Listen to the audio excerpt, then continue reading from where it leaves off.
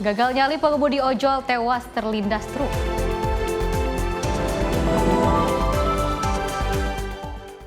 DPR bakal sahkan revisi UU BUMN dalam rapat paripurna.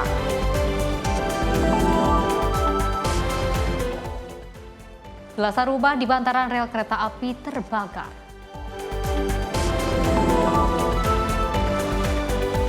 Komdigi perluas akses internet ke 1.194 titik.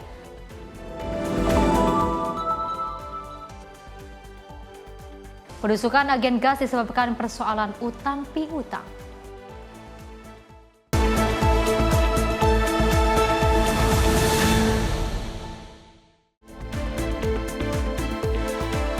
Halo, selamat pagi pemirsa Simpo TV. Selamat pagi Cila. Selamat pagi Festi. Apa kabar pagi hari ini? Luar biasa. Harus baik ya, karena kita berdua akan terus memberikan informasi yang terbaik untuk Anda terkait dengan perpolitikan, ekonomi, dan juga berita hiburan lainnya. Pastinya, dan tentunya Menyapa Indonesia Pagi juga akan memberikan informasi seputar agenda Kabinet Merah Putih bersama saya Priscila. Dan saya Festi Rahmadi. Inilah Menyapa Indonesia Pagi selengkapnya.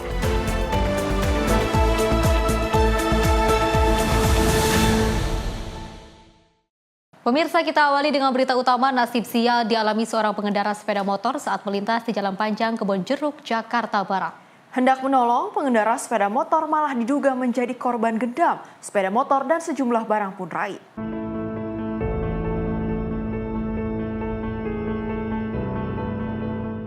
Viral di media sosial, sebuah rekaman kamera CCTV memperlihatkan seorang pria parubaya turun dari sepeda motor, kemudian menghentikan laju pengendara sepeda motor lainnya di Jalan Panjang, Kebonjeruk, Jakarta Barat. Keduanya terlihat saling berbincang. Dari keterangan korban, pria parubaya itu minta diantarkan ke masjid terdekat, namun korban yang terburu-buru hendak memesankan kakek ojek online untuk mengantarkannya. Tak selang berapa lama, datang pengemudi ojol di depannya, hingga korban meminta pengemudi ojol untuk mengantarnya ke masjid terdekat. Namun pelaku mengalihkan perhatian korban dengan memintanya menuliskan doa-doa. Sambil membacakan doa, korban menulisnya di kertas hingga akhirnya pelaku meminta sedekah. Tanpa disadari, ia menyerahkan sejumlah barang dan sepeda motornya ke pengemudi ojol untuk diberikan ke pria parubaya tersebut. Polisi pun telah menerima laporan korban atas dugaan kasus penipuan modus gendam tersebut. Petugas pun telah melakukan penyisiran ke lokasi kejadian dan mengamankan CCTV untuk mencari pelaku. Ya, jadi kami setelah menerima laporan dari seorang warga yang mengaku korban dari penipuan. Jadi setelah kami terima laporannya kemarin 30 September, setelah kita selidiki di TKP, kejadiannya itu terjadi hari Minggu tanggal 28. Setelah melakukan siap TKP, kami mengambil ini, kami akan melakukan penyelidikan untuk mencari pelaku. Ya, dugaan kami sementara penyelidikan awal dia merasa ditusuk. Barang-barang yang diambil menurut keterangan dari korban ada 1 unit handphone, 1 unit laptop, dan 1 unit sepeda motor. Artinya masih dalam penyelidikan ya Pak? Kami masih sekitar 52 juta. Dalam kejadian itu, korban mengalami kerugian senilai 58 juta rupiah usai handphone, laptop, serta sepeda motornya dibawa pelaku. Kasusnya kini tengah ditangani unit reskrim Polsek Kebonjeruk. Dari Jakarta, kontributor Simpo TV melaporkan.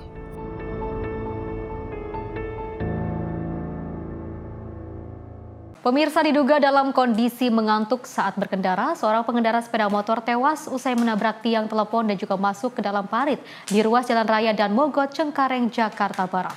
Korban tewas dengan luka parah di bagian kepala dan langsung dievakuasi ke RSUD Tangerang, Banten. Seorang pengendara sepeda motor alami kecelakaan dan masuk ke dalam parit di kawasan ruas Jalan Daan Mogot, Cengkareng, Jakarta Barat. Korban atas nama Joko Purwanto, warga asal Kabupaten Tangerang, Banten ini tewas seketika di lokasi kejadian dengan luka parah di bagian kepala. Pasca korban dengan sepeda motor yang dikemudikannya mengalami kecelakaan tunggal masuk ke dalam parit. Insiden kecelakaan ini bermula ketika korban yang melaju dengan sepeda motornya dari arah Tangerang menuju Cengkareng ini tiba-tiba saja oleng, hilang kendali dan langsung menabrak tiang jalan dan terjatuh masuk ke dalam saluran air. Korban diduga dalam kondisi mengantuk saat berkendara dan hingga kehilangan konsentrasi di jalan.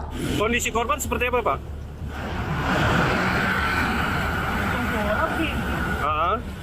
Bolak jadi seperti ban motornya. Oh.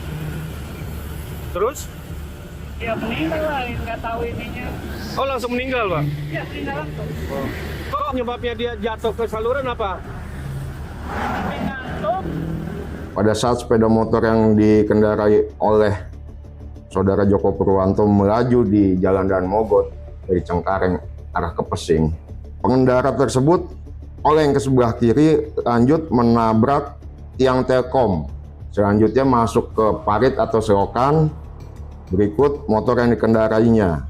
Pengendara meninggal dunia di TKP. Sementara dugaannya apa dan korban itu bisa masuk ke parit? Dugaan sementara karena laka tunggal ya. Guna kepentingan penyelidikan lebih lanjut, jenazah korban dievakuasi ke RSUD Tangerang, Banten. Kini kasus kecelakaan tersebut telah ditangani pihak kepolisian Unit Laka Lantas Jakarta Barat. Dari Hajarta, kontributor Sinpo TV melaporkan. Informasi lainnya, pemirsa, menuju sanitasi modern Kota Jakarta ini mendapat dukungan berupa fasilitas toilet berbayar Mr. Lu oleh pihak swasta yang juga berlokasi di kawasan Stasiun Sudirman. Melalui dukungan ini, toilet tersebut mampu menjadi percontohan sanitasi modern di wilayah aglomerasi Jabodetabek.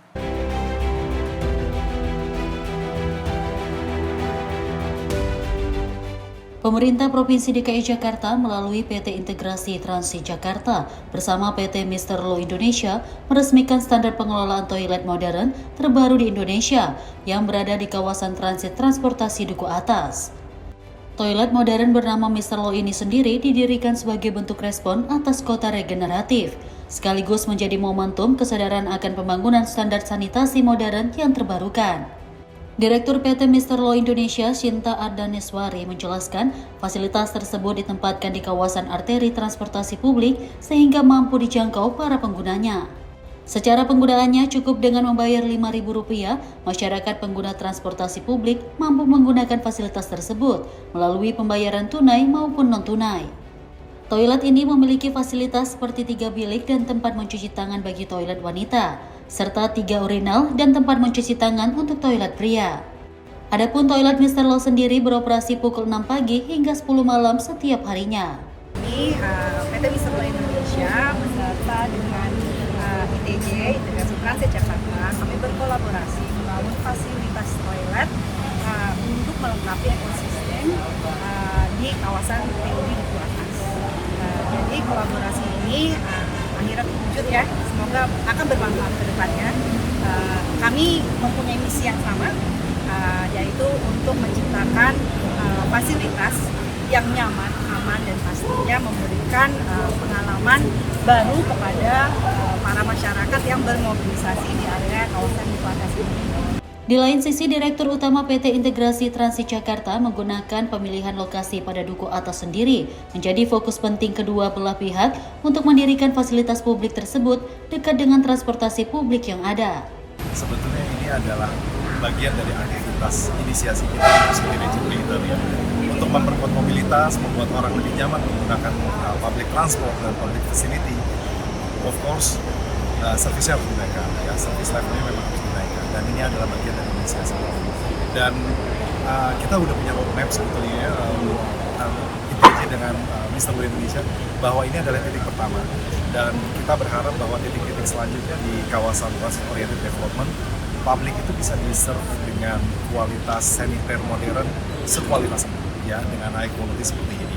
Dari Jakarta, Max, Sinpo TV melaporkan.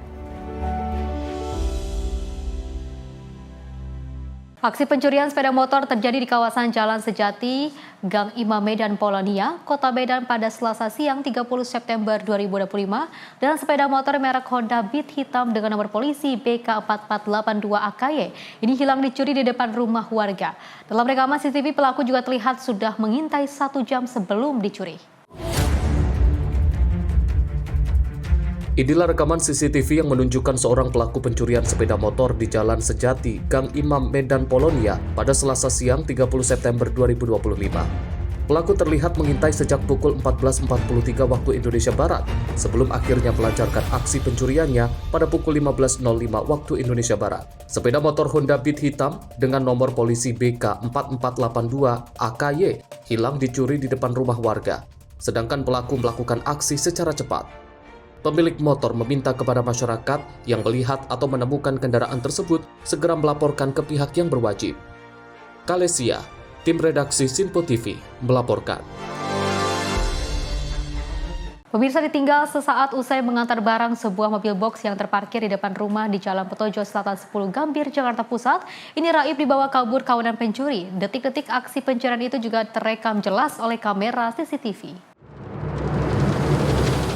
Rekaman kamera pengawas CCTV memperlihatkan detik-detik aksi pencurian satu unit mobil box yang terparkir di depan rumah di Jalan Petojo Selatan 10 Gambir, Jakarta Pusat pada Senin petang kemarin. Terlihat satu dari 4 orang pelaku yang berboncengan sepeda motor berjalan ke arah mobil box untuk melancarkan aksinya. Hanya memerlukan waktu sekitar 2 menit, pelaku berhasil membobol kunci dan membawa kabur mobil box tersebut. Diikuti para pelaku lainnya yang kabur menggunakan 2 unit sepeda motor. Ditemui pada Rabu siang, korban menyebut aksi pencurian terjadi saat mobil box yang baru saja digunakan untuk mengantar barang itu ditinggal sesaat oleh korban ke dalam rumah. Meski dalam kondisi terkunci, namun pelaku dengan santainya berhasil membawa kabur mobil milik korban. Kita parkir juga nggak lama kan, pas depan rumah kita habis dari ngantar barang kita habis itu udah parkir, kita istirahat bentar, habis itu jam 6 kita mau bawa mobil ke tempat lain lagi. Tahu-tahu bahwa mobilnya udah nggak terlihat, udah hilang, dibawa kabur, dikunci. Iya, dengan 4 orang pelaku nggak ada. Nggak ada. Saya itu baju aja sih, mobilnya aja sih kurang lebih 130 juta. Selama ini saya di situ kayaknya nggak pernah sih. Cuma ada pernah sekali karena motor ada yang pas itu ya. Kadang-kadang aja. Kunci kita tetap pegang, kita kunci, kita masuk ke rumah. Berarti istirahat bentar aja. Kalau dari CCTV langsung sih dari cuma 2 menit aja kita lihat motor langsung parkir situ, dia langsung itu berlangsung beraksi. Karena situasi waktu itu sepi ya, pas maghrib waktu itu ya, nggak sepi sih. Udah. Berbekal rekaman kamera CCTV, korban yang mengaku mengalami kerugian hingga 130 juta rupiah langsung melaporkan kasus pencurian tersebut ke Polsek Metro Gambir, Jakarta Pusat. Dari Jakarta, tim liputan Sinpo TV melaporkan. Sementara itu, Kepolisian Resort Metro Tangerang Kota menangkap Kim Jun Hong, seorang warga negara Korea Selatan atas dugaan kelalaian atau kesengajaan yang menyebabkan orang meninggal dunia. WNA asal Korea Selatan ini membiarkan istrinya tewas usai mengkonsumsi pil ekstasi di dalam kamar sebuah hotel di kota Tangerang, Banten. Dalam rekaman CCTV hotel, tersangka KJH dan korban berinisial AN tiba di Hotel Golden Tulip, Kota Tangerang, Banten pada 19 September 2025 dini hari. Saat itu korban masih sadarkan diri namun sempoyongan, sehingga membutuhkan bantuan tersangka untuk berjalan masuk ke dalam hotel, lalu masuk ke dalam lift dan berakhir di kamar hotel nomor 1901. Di mana siang harinya korban dinyatakan meninggal dunia di dalam kamar hotel dalam kondisi bibir mengalami sinuasis atau membiru, tubuh kaku dan lebam pada bagian kaki dan tangan. Dari hasil visum dan autopsi RSUD Kabupaten Tangerang, ditemukan sejumlah tanda-tanda kekerasan benda tumpul pada tubuh korban dan penyakit penyerta pada korban, yakni gondok. Namun untuk penyebab kematian masih didalami. Kapolres Metro Tangerang Kota Kombes Pol Raden Muhammad Jauhari mengatakan tersangka dan korban sebelumnya konsumsi narkotika jenis ekstasi di sebuah tempat hiburan malam kawasan Jakarta Utara dengan hasil tes urin positif. Tersangka lain yakni WNI berinisial SRT berperan sebagai guide memesan berbagai keperluan tersangka KJH selama di Indonesia, mulai dari kamar hotel, tempat hiburan malam hingga ekstasi. Terdapat unsur kelalaian atau kesengajaan dari kedua tersangka yang mengakibatkan korban meninggal dunia. Dengan korban warga negara Indonesia melalui komunikasi sosial dan sudah beberapa kali tersangka ini visit ke Indonesia untuk menemui korban. Yang membooking tempat hiburan maupun hotel itu adalah tersangka RST. Sekaligus di tempat hiburan tersebut yang memesan bahan-bahan obat narkotika jenis ekstasi adalah tersangka RST. Nah, kemudian 3 orang ini, yaitu 2 tersangka dan 1 korban, menggunakan narkotika di tempat hiburan tersebut dengan hasil tes urin ketiga-tiganya positif mengandung zat amfetamin maupun metafetamin. Atas kelalaiannya, kedua tersangka dijerat pasal berlapis yakni 338 KUHP tentang pembunuhan, pasal 359 KUHP tentang kelalaian sebabkan kematian, jungto pasal 55 KUHP dengan ancaman hukuman 15 tahun penjara. Dari Tangerang, Banten, kontributor Simpo TV melaporkan. Selain itu, pemirsa, seorang pengemudi ojek online tewas usai terlibat kecelakaan di Jalan Raya Kutruk, Kecamatan Jambe, Kabupaten Tangerang, Banten pada Rabu 1 Oktober 2025 pagi. Korban yang juga sebelumnya gagal menyalip truk di depannya ini tewas dengan luka serius di bagian kepala. Kecelakaan maut itu juga terekam oleh kamera CCTV. Rekaman CCTV memperlihatkan saat korban berinisial AS melaju bersamaan dengan truk di Jalan Raya Kutruk, Kecamatan Jambe, Kabupaten Tangerang, Banten pada Rabu pagi.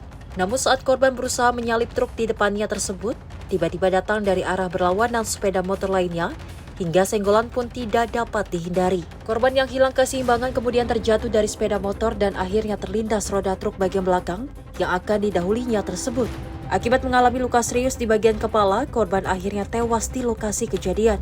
Sementara truk yang terlibat kecelakaan melarikan diri usai terlibat kecelakaan. Pada Rabu sore, Wakasat Lantas Polresta Tangerang, Ibtu Kusmanto, mengatakan korban merupakan pengemudi ojek online. Saat itu korban diduga akan pulang ke rumahnya di Tiga Raksa.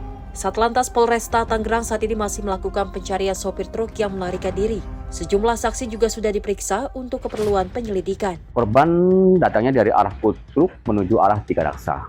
Ya, mungkin rumahnya karena sini Sudirman, sebenarnya mau pulang. Jadi dugaan sementara itu penyebab apa sih? Kejadian apa? Itu kan dari arah yang sama. Jadi ada beberapa kendaraan dari yang sama, kemudian bersinggungan, berbenturan dengan kendaraan dari yang sama, kemudian jatuh. Dan ada kemungkinan terlindas dari ban belakang kendaraan yang tidak dikenal, sebelah kanannya. Jadi korban ini nyalip apa gimana, Pak? Kalau dilihat dari CCTV, itu arahnya yang sama, sepertinya berusaha ya untuk mendahului kendaraan yang berada di depannya. Tapi kita belum tahu persis lokasi kejadiannya. Yang pasti dari CCTV itu bersinggungan dengan kendaraan dari arah yang sama. Jadi korban lukanya di mana, Pak? Di bagian kepala, luka berat yang menyebabkan korban meninggal dunia. Kalau untuk supirnya sendiri saat ini gimana, Pak? Nah, sekarang sedang dalam penyelidikan oleh anggota kita unit laka, sedang dalam penyelidikan, pencarian informasi karena saksi belum bisa menyebutkan nomor kendaraannya sehingga belum bisa ditemukan kendaraan yang tidak dikenal tadi yang berbenturan dengan kendaraan korban. Jadi untuk sopir truknya melarikan diri apa gimana? Iya betul, karena ini disebutnya dengan tabrak lari atau kendaraan terlibat tabrak lari, yang satu lari, yang satu jadi korban sehingga disebut dengan tabrak lari, atau yang satu tidak berhenti alias melanjutkan perjalanan sehingga disebut dengan tabrak lari. Usai dievakuasi, korban kemudian dilarikan ke Rumah Sakit Umum Daerah Balaraja untuk keperluan otopsi. Kendaraan korban juga sudah diamankan untuk barang bukti kecelakaan. Dari Tangerang, Banten, kontributor Simpo TV melaporkan. Pemirsa, aksi pencurian sepeda motor oleh 4 pelaku spesialis kos-kosan di Kota Bekasi, Jawa Barat terekam jelas CCTV. Dalam waktu tak sampai 2 menit, 2 motor penghuni kos langsung digasak oleh pelaku. Dari rekaman kamera CCTV di salah satu rumah kos di Jalan Grand Galaxy Bekasi Selatan, Kota Bekasi, Jawa Barat, terlihat 4 pelaku mendatangi lokasi menggunakan 2 motor. 2 pelaku menunggu di depan gang, sedangkan 2 lainnya masuk ke area garasi dan langsung membidik motor yang terparkir. Hanya dalam waktu tak kurang dari 2 menit, 2 unit motor sekaligus digasak dan dibawa kabur. Usai berhasil mengambil motor curian milik penghuni kos, para pelaku langsung melarikan diri ke arah Jalan Raya Kalimalang. Aksi kejahatan ini terjadi pagi hari saat kondisi lingkungan terlihat sepi dan minim pengawasan. Korban yang baru sadar motornya hilang saat akan berangkat kerja mengaku kaget dan tak menyangka rumah kosnya menjadi sasaran pencuri. Di awalnya ya cuman kayak pas mau berangkat kerja tetangga nanyain motornya nggak ada. Terus konfirmasi ke punya pihak kosan, pas dilihat CCTV motornya ada. Terus teman saya yang ngabarin saya dan motornya hilang. Itu waktu kejadian ada berapa motor yang diambil? kayaknya sih ada berapa ya? 4 atau 5 teman. Oh, maksudnya yang diambil ada berapa motor? Yang diambil cuma 2 ya? Itu yang diambil itu penghuni kos semua, milik penghuni kos? Penghuni kos. Kalau dari rekaman CCTV, pelaku ada berapa orang, Bang? Ada 4 orang. 4 orang. Saat kejadian kondisi di sini bagaimana? Sepi atau? Sepi banget sih, soalnya masih jam 6-an pagi. Masih pada sepi, jalan juga masih sepi banget. Berapa lama Bang itu eksekusinya mereka sih? 2 menitan. 2 menitan? 2 menitan itu 2 motor? Itu 2 menitan gitu. Di sini sering atau ini pertama kali kejadian? Pernah sih kemarinnya katanya waktu tahun kemarin sekali. Berarti udah kedua kali di sini. Terus Abang sudah lapor polisi atau sudah? Oh sudah. Sementara itu pasca kejadian korban telah melaporkan peristiwa ini ke pihak kepolisian. Hingga kini, Satreskrim Polres Metro Bekasi Kota masih melakukan penyelidikan dan memburu 4 pelaku yang diduga merupakan sindikat pencuri spesialis kos-kosan. Dari Bekasi, Muhammad Ridwan, kontributor Simpo TV, melaporkan. Pemirsa, sebanyak 30 bangunan liar yang juga berada di Jalan Mangga Besar 13, Sawah Besar, Jakarta Pusat ini dibongkar oleh aparat Satuan Polisi Pamong Praja pada Rabu siang. Pembongkaran dilakukan lantaran banyaknya aduan masyarakat yang merasa terganggu dengan keberadaan para pedagang di sekitar lokasi hingga menyebabkan kemacetan panjang. Satu persatu bangunan yang berada di kolong rel kereta api di Jalan Mangga Besar 13, Sawah Besar, Jakarta Pusat dibongkar aparat Satuan Polisi Pamong Praja Rabu siang. Pembongkaran dilakukan secara manual dengan merobohkan bangunan semi permanen yang rata-rata dijadikan tempat untuk berjualan. Sejumlah penghuni bangunan hanya bisa pasrah saat melihat bangunan tempat mereka berjualan selama puluhan tahun dirobohkan oleh petugas. Belum adanya relokasi membuat mereka mengaku kebingungan untuk dapat kembali mencari nafkah usai tempat usahanya dilakukan pembongkaran. Ya pokoknya ada dari kelurahan gitu, sama dari kecamatan. Katanya disuruh kosongin atau kosongin dulu. Buat apa itu Bu katanya? Enggak dijelasin sih. Oh enggak dijelasin? Oh, cuman begitu aja. Jadi sama dia pokoknya taunya disuruh bongkarin karena ada pelebaran jalan juga. Oh gitu. Ya. Ibu ini dagang atau gimana Bu? Dagang saya. Jadi nggak bisa ini? Nggak bisa dagang saya. Ibu udah berapa ini Bu? Lama Bu di sini Bu? Di sini udah puluhan tahun malahan. Iya. Kalau kayak gini udah nggak bisa dagang gitu ya? Ya, yang tahu deh ya. Belum ada ketentuan. Tapi belum belum tahu kalau dipindahinnya kemana gitu Bu? Belum tahu. Ibu rencananya mau kemana ini Bu? Tahu ya, ini juga belum tahu. Belum tahu sama sekali. Cuma sementara ini ngontrak aja di Angkong buat tidur. Ibu ini dagang apa ini Bu? Nasi. Ya. Ini mulai dari kapan nih Bu ininya Bu? Bongkarnya tadi. Bongkarnya? Pagi tadi. Oh pagi. Iya. Camat Sawah Besar, Roni Capriko, mengatakan pembongkaran dilakukan lantaran banyaknya aduan masyarakat yang merasa terganggu dengan keberadaan para pedagang di lokasi, bahkan menyebabkan arus lalu lintas di sekitar lokasi tersebut kerap mengalami kemacetan. Baik, selamat siang. Jadi pada saat ini kita melakukan penataan ya. Kalau bilang penertiban kita tidak tertibkan, tapi kita coba tata karena kebetulan juga ada beberapa kegiatan yang dilaksanakan di kawasan Sawah Besar ini, beautifikasi. Otomatis ada beberapa yang harus kita tata kembali. Termasuk jalan di Kramat Tol Polisi Angkatan Mangga Besar 13 ya. Ini banyak aduan warga bahwa sering terjadi kemacetan karena banyaknya pedagang-pedagang liar, bangunan-bangunan liar, dan kita coba tata bagaimana keinginan masyarakat untuk melalui jalan ini bisa lebih lancar lagi. Untuk bangunan sini ada berapa banyak? Kalau kita pikir bangunan di sini ada sekitar kurang lebih 30 dan alhamdulillah kita kerjasama dengan rekan-rekan dari aparat samping, pemerintah, lalu juga dari Ormas, dan sebagian besar warga dengan kesadarannya membongkar sendiri. Alhamdulillah bisa bongkar sendiri, lalu yang agak sulit kita bantu membongkar dengan aparat. Nanti sebagian rata-rata pedagang Ini kita sedang bicarakan, yang pasti lokasi ini sedang kita tata kembali, bagaimana salurannya kita fungsikan kembali, jalan kita kembalikan seperti semula, dan warga bisa melalui jalan ini dengan aman dan nyaman. Artinya setelah dilakukan pembongkaran ini akan dijadikan trafik? Yang pasti sarana prasarana kita perbaiki dulu. Selanjutnya, kawasan kolong rel tersebut akan dilakukan penataan agar para warga yang melalui jalan bisa merasa aman dan nyaman. Dari Jakarta, kontributor Simpo TV melaporkan. Oh, jadi ini loh Cila, salah satu penyebab terjadinya kemacetan. Ternyata juga tidak hanya banyak sekali kendaraan ataupun motor-motor yang juga terparkir secara liar seperti itu, tapi juga bukan hanya juru parkir liar, tapi juga ada liar-liar lainnya, salah satunya adalah bangunan liar.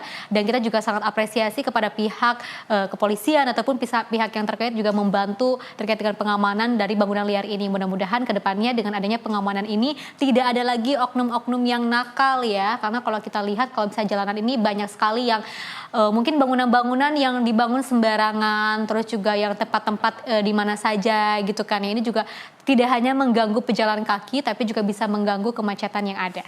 Pastinya, meskipun ini sudah terjadi selama puluhan tahun, namun tentunya ini adalah sebuah tindakan awal di mana ketika kita ingin membereskan dari tata kota Jakarta agar semuanya bisa lebih bersih, lebih rapi, agar lebih teratur sehingga pamong praja pun diturunkan untuk membereskan bangunan-bangunan yang ada sehingga diharapkan nantinya kemacetannya akan berkurang. Betul. Dan tentunya nanti para pedagang juga pastinya akan mendapatkan tempat-tempat ataupun lokasi lainnya yang lebih layak dan pantas untuk berdagang. Dan pastinya juga kalau bisa kita lihat ini juga tidak hanya dibersihkan ataupun dirapikan, tapi juga ini akan diberikan tempat atau lahan khusus untuk nantinya mereka juga bisa membangun hal-hal itu agar tidak mengganggu aktivitas pekerjaan ataupun aktivitas kita untuk mau kemana saja. Dan pemirsa, informasi lainnya akan terus kami hadirkan usai jeda berikut ini.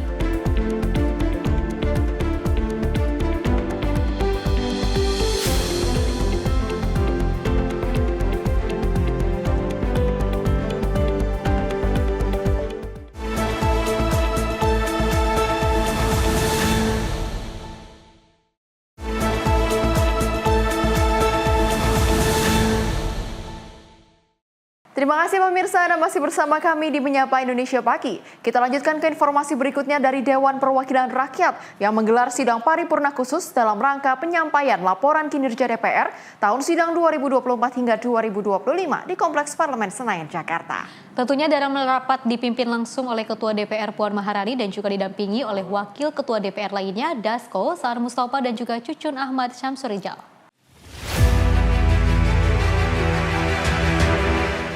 Dewan Perwakilan Rakyat menggelar rapat paripurna khusus dalam rangka penyampaian laporan kinerja DPR tahun sidang 2024-2025 di Kompleks Parlemen Senayan, Jakarta. Rapat dipimpin langsung oleh Ketua DPR Puan Maharani dan didampingi oleh Wakil Ketua DPR lainnya, Dasko, Saan Mustafa dan juga Cucun Ahmad Syamsurijal. Dalam pidatonya, Puan juga menyampaikan bahwa DPR telah menyelenggarakan kegiatan-kegiatan di seluruh alat kelengkapan Dewan, termasuk rapat kerja, rapat dengar pendapat, rapat dengan pendapat umum, serta kunjungan kerja pengawasan. Puan juga mengatakan pihaknya telah menerima aspirasi masyarakat yang disampaikan secara tertulis, baik dalam bentuk fisik maupun online melalui website DPR. Selama tahun sidang 2024-2025, DPR RI telah menyelenggarakan kegiatan-kegiatan di seluruh alat kelengkapan Dewan sebagai berikut. Rapat kerja sebanyak 282 rapat. Rapat dengar pendapat sebanyak 259 rapat. Rapat dengar pendapat umum sebanyak 196 rapat, kunjungan kerja pengawasan sebanyak 560 kunjungan kerja. DPR RI juga telah menerima aspirasi masyarakat yang disampaikan tertulis baik secara fisik maupun online melalui website DPR RI. Sejak tanggal 1 Oktober 2024 hingga 11 Agustus 2025, DPR RI telah menerima aspirasi dan pengaduan masyarakat sebanyak 6.297 yang terdiri 5.519 pengaduan melalui surat dan 778 melalui website. Aspirasi tersebut telah diteruskan kepada alat kelengkapan Dewan untuk ditindaklanjuti melalui rekomendasi-rekomendasi kepada pemerintah. Dari Jakarta, Fahrizal Ahmad Amin, Simpo TV melaporkan. Pemirsa, Ketua DPR Puan Maharani menyampaikan permintaan maaf kepada seluruh masyarakat sebagai bentuk respon banyaknya kritikan dari rakyat. Menurutnya hal itu tak masalah karena DPR harus berani mendengar, berani dikritik, dan akan terus berkomitmen tinggi untuk meningkatkan dedikasinya. Menanggapi banyaknya kritikan hingga unjuk rasa dari rakyat, Ketua DPR Puan Maharani menyampaikan permohonan maaf kepada seluruh masyarakat. Puan mengatakan DPR harus berani untuk mendengar, dikritik dan juga akan terus berkomitmen tinggi dalam meningkatkan dedikasi sehingga harapan dan keyakinan rakyat dapat tetap tumbuh dan mengakar. Pihaknya juga menegaskan akan menjadikan setiap kritik dan masukan sebagai pendorong bagi DPR untuk menyempurnakan diri dan juga bertransformasi menjadi lebih baik dalam memenuhi amanat rakyat. Yang menilai transformasi DPR hanya dapat berjalan apabila seluruh anggota dari berbagai fraksi ikut mengambil peran dan bertanggung jawab, bergotong royong, serta mengambil langkah nyata. Selama tahun sidang 2024-2025, DPR RI telah menyelenggarakan kegiatan-kegiatan di seluruh alat kelengkapan Dewan sebagai berikut. Rapat kerja sebanyak 282 rapat. Rapat dengar pendapat sebanyak 259 rapat. Rapat dengar pendapat umum sebanyak 196 rapat. Kunjungan kerja pengawasan sebanyak 560 kunjungan kerja. DPR RI juga telah menerima aspirasi masyarakat yang disampaikan tertulis baik secara fisik maupun online melalui website DPR RI. Sejak tanggal 1 Oktober 2024 hingga 11 Agustus 2025, DPR RI telah menerima aspirasi dan pengaduan masyarakat sebanyak 6.297 yang terdiri 5.519 pengaduan melalui surat dan 778 melalui website. Aspirasi tersebut telah diteruskan kepada alat kelengkapan Dewan untuk ditindaklanjuti melalui rekomendasi-rekomendasi kepada pemerintah. Dari Jakarta, Pak Rizal Ahmad Amin, Simpo TV melaporkan. Pemirsa, dompet digital BadPay menjalin kerjasama bersama Smesco Indonesia perihal digitalisasi pembayaran pelaku UMKM di Indonesia. Dengan ini, BadPay mampu menjadi solusi yang solutif terhadap polemik ekosistem UMKM saat ini. Menyoroti permasalahan bagi pelaku usaha kecil, mikro, dan menengah, Menteri UMKM Maman Abdurrahman mengapresiasi langkah PT Reka Multi Apatika atau BadPay sebagai layanan digital KRIS untuk proses transaksi yang cepat dalam 1 hari. Maman mengungkapkan layanan digital KRIS di tanah air selalu menjadi polemik berkepanjangan bagi pelaku UMKM, di mana proses pencairan dana transaksi memakan waktu hingga 3 hari lamanya. Melalui Smesco Indonesia, Kementerian UMKM memudahkan akses cepat baik dari sisi pelaku dan pembeli dalam ekosistem UMKM sendiri. Sering sekali pelayanan yang diberikan oleh QRIS itu punya beberapa tantangan lah, kalau saya sih bilang bukan hambatan tapi lebih pada tantangan, yaitu terkadang baru dibayarkan itu dibayar kembali ke UMKM-nya kurang lebih baru 2-3 hari. Dan ini memberatkan UMKM karena perputaran uang UMKM usaha mikro ini kan tidak sebesar seperti usaha besar. Nah, kita melihat ada QRIS yang menurut kita cukup positif dan produktif dan baik, yaitu BadPay. BadPay ini salah satu QRIS yang kita anggap dia bisa memberikan pelayanan same day. Jadi transaksi hari ini tadi udah disampaikan jam 5 sore cut off langsung bisa masuk ke rekening usaha mikro, kecil, dan menengah kita. Dan kita tadi BadPay sendiri melakukan MOU kerjasama dengan Smesco. Smesco itu salah satu BLU pemasaran yang dimiliki oleh Kementerian UMKM, di mana salah satu tupoksinya adalah membantu akses pasar UMKM, dan ini kerjasama yang cukup positif saya pikir antara Smesco dengan BadPay, dan tentunya saya harus mendukung ini dalam rangka untuk memberikan pelayanan yang maksimal, akses kemudahan kepada usaha mikro, kecil, menengah kita. Direktur Utama BadPay, Andi Wiryawan, turut memastikan keamanan data para pengguna layanan KRIS berbasis BadPay dalam setiap proses transaksi yang dilakukan. UMKM karena visinya BadPay itu salah satu adalah mendukung UMKM Indonesia. Kenapa? Karena UMKM Indonesia ini adalah tulang punggung Indonesia. Jadi ekonomi kita ini bisa dibilang 90% itu UMKM. Jadi di mana mereka itu ada kekurangan yaitu digitalisasi, dan apalagi sekarang ini KRIS kan masih terimanya tadi seperti kata Pak Menteri yaitu H+2, H+1. Nah, di sini kita mendukung gimana caranya supaya UMKM ini supaya modalnya berputar kembali sehingga mereka bisa berkembang lebih cepat. Tidak menunggu modal, nunggu besok, nunggu lusa, kena bunga pinjaman lagi. Nah, di sini kita hadir solusi memberikan mereka langsung cair di hari yang sama tanpa biaya tambahan. Dari Jakarta, Max, Simpo TV melaporkan. Selain itu, pemirsa, DPR juga resmi mengesahkan rancangan undang-undang tentang perubahan keempat atas Undang-Undang Nomor 19 Tahun 2003 tentang Badan Usaha Milik Negara. Undang-undang ini mengatur perubahan Kementerian BUMN menjadi Badan Peraturan BUMN. DPR menggelar sidang paripurna ke-6 masa persidangan 1 tahun sidang 2025-2026 di Kompleks Parlemen Senayan, Jakarta. Rapat tersebut dipimpin langsung oleh Wakil Ketua DPR Dasko dengan didampingi Ketua DPR Puan Maharani beserta Wakil Ketua DPR lainnya Saan Mustafa dan Cucun Ahmad Samsurijab.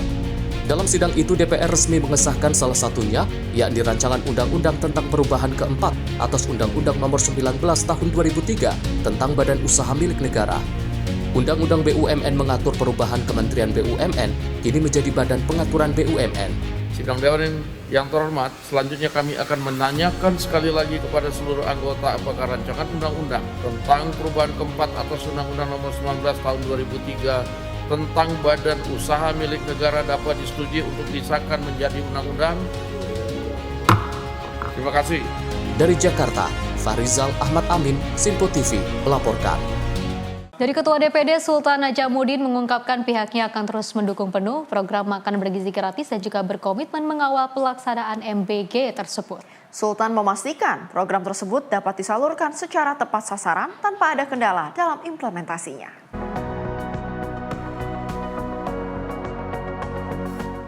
Program makan bergizi gratis yang kini telah berjalan menjadi salah satu program tepat dalam pemerintahan Presiden Prabowo Subianto. Program ini dibentuk untuk menguatkan kualitas sumber daya manusia melalui penguatan gizi bagi anak sekolah. Selain itu, makan bergizi gratis juga bertujuan dalam memberdayakan UMKM dan ekonomi kerakyatan, serta mendorong pertumbuhan ekonomi. Adapun Ketua DPD Sultan Najamuddin mengapresiasi dan mendukung penuh terhadap program makan bergizi gratis. Oleh karena itu, Sultan memastikan program tersebut dapat disalurkan secara tepat sasaran, tanpa ada kendala dalam implementasinya. Iya, dari awal jelas bahwa posisi DPD begitu konsen dan mendukung program makan bergizi gratis karena kita tahu bahwa programnya sangat baik. Tapi dari awal juga kita mau masuk di fungsi pengawasan karena ini program baik, besar, anggarannya besar, jadi skalanya besar sehingga memang harus bukan hanya diawasi tapi dikawal.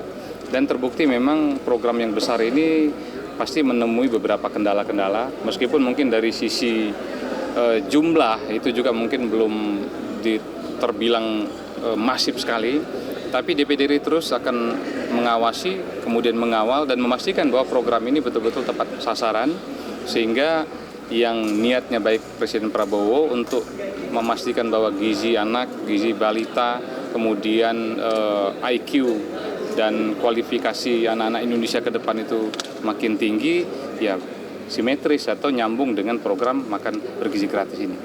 Dari Jakarta, Farizal Dafarizkiano, Sinpo TV melaporkan. Pemirsa, untuk memastikan penanganan korban keracunan MBG, Badan Gizi Nasional menjalankan 2 mekanisme pembiayaan. Kepala BGN Dadan Hidayana menjelaskan pembiayaan korban keracunan ditanggung Pemda untuk daerah yang menetapkan KLB dan untuk daerah yang belum menetapkan KLB akan ditanggung oleh BGN. Dalam konferensi pers di Kementerian Kesehatan, Kepala Badan Gizi Nasional Dadan Hidayana menjelaskan penanganan biaya korban keracunan MBG saat ini dilakukan melalui 2 mekanisme. Untuk daerah yang sudah menetapkan status kejadian luar biasa atau KLB, pembiayaan ditanggung oleh pemerintah daerah melalui klaim ke asuransi. Hingga saat ini sudah ada 2 daerah yang menetapkan status KLB, yaitu Kabupaten Bandung Barat dan Kabupaten Garut. Sementara untuk daerah yang belum menetapkan status KLB, Dadan mengatakan bahwa seluruh biaya perawatan korban masih ditanggung langsung oleh Badan Gizi Nasional. Ada 2 mekanisme penanggulangan biaya dan ini sudah terjadi. Jadi ada 2 daerah yang sudah menetapkan KLB di tingkat kota kabupaten, dan ketika pemerintah kota kabupaten menetapkan KLB maka itu pemerintah daerah bisa mengklaim pendanaannya itu ke asuransi. Nah, kemudian bagi daerah-daerah yang tidak menetapkan KLB, maka seluruh biaya sejauh ini ditanggung oleh Badan Gizi Nasional. Dari Jakarta, Jihan Nabila, Rona Bayu, Sinpo TV melaporkan.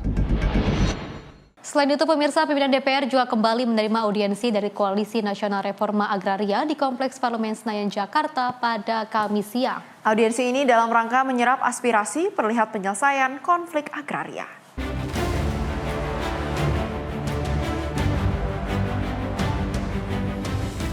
Pimpinan DPR kembali menerima audiensi yang dipimpin langsung oleh Wakil Ketua DPR Dasko dalam rangka menyerap aspirasi dari Koalisi Nasional Reforma Agraria.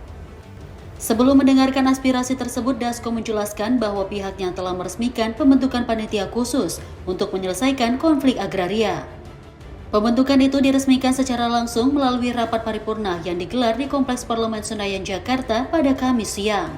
Kendati demikian, pimpinan DPR tetap akan mendengarkan masukan dari Koalisi Nasional Reforma Agraria. Nantinya masukan tersebut akan dilimpahkan ke panitia khusus yang telah dibentuk agar komprehensif dan lebih tuntas. Pertemuan hari ini adalah dalam rangka kami menyerap aspirasi dari Koalisi Nasional Reforma Agraria yang hadir pada hari ini. Walaupun sebenarnya sebagai informasi bahwa DPR RI pada hari ini telah meresmikan pembentukan panitia khusus penyelesaian konflik agraria yang tugasnya nanti adalah menyelesaikan konflik-konflik yang timbul yang mungkin akan dibawa oleh yang berkepentingan, dan karena pada hari ini sudah terlanjur, mungkin kami sebagai pimpinan akan mendengarkan, tapi bagaimanapun nanti kita akan limpahkan ke panitia khusus supaya lebih komprehensif dan tuntas masalahnya. Dari Jakarta, Farizal Ahmad Amin, Simpo TV melaporkan. Pemirsa, dari Menteri Koordinator Bidang Pemberdayaan Masyarakat Muhaimin Iskandar menegaskan komitmen pemerintah untuk memperluas keberadaan sekolah rakyat di berbagai daerah, khususnya di Nusa Tenggara Timur. Hal itu dilakukan sebagai bagian dari strategi pemerintah dalam mengentas dan menghapus kemiskinan ekstrim di daerah.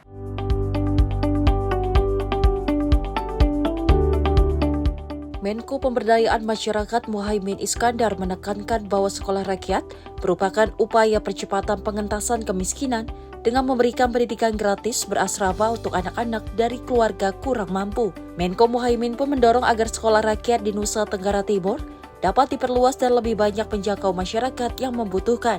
Muhaimin juga menekankan pentingnya integrasi instrumen penanggulangan kemiskinan meliputi sekolah rakyat, makan bergizi gratis, pemberdayaan desa, serta optimalisasi peran pendamping masyarakat. Sekolah rakyat di sini cukup mengharukan, membanggakan, dan tentu ini kerja keras ya, karena dari sekian jumlah besar yang harus diterima, maka syarat yang paling pokok adalah yang paling membutuhkan.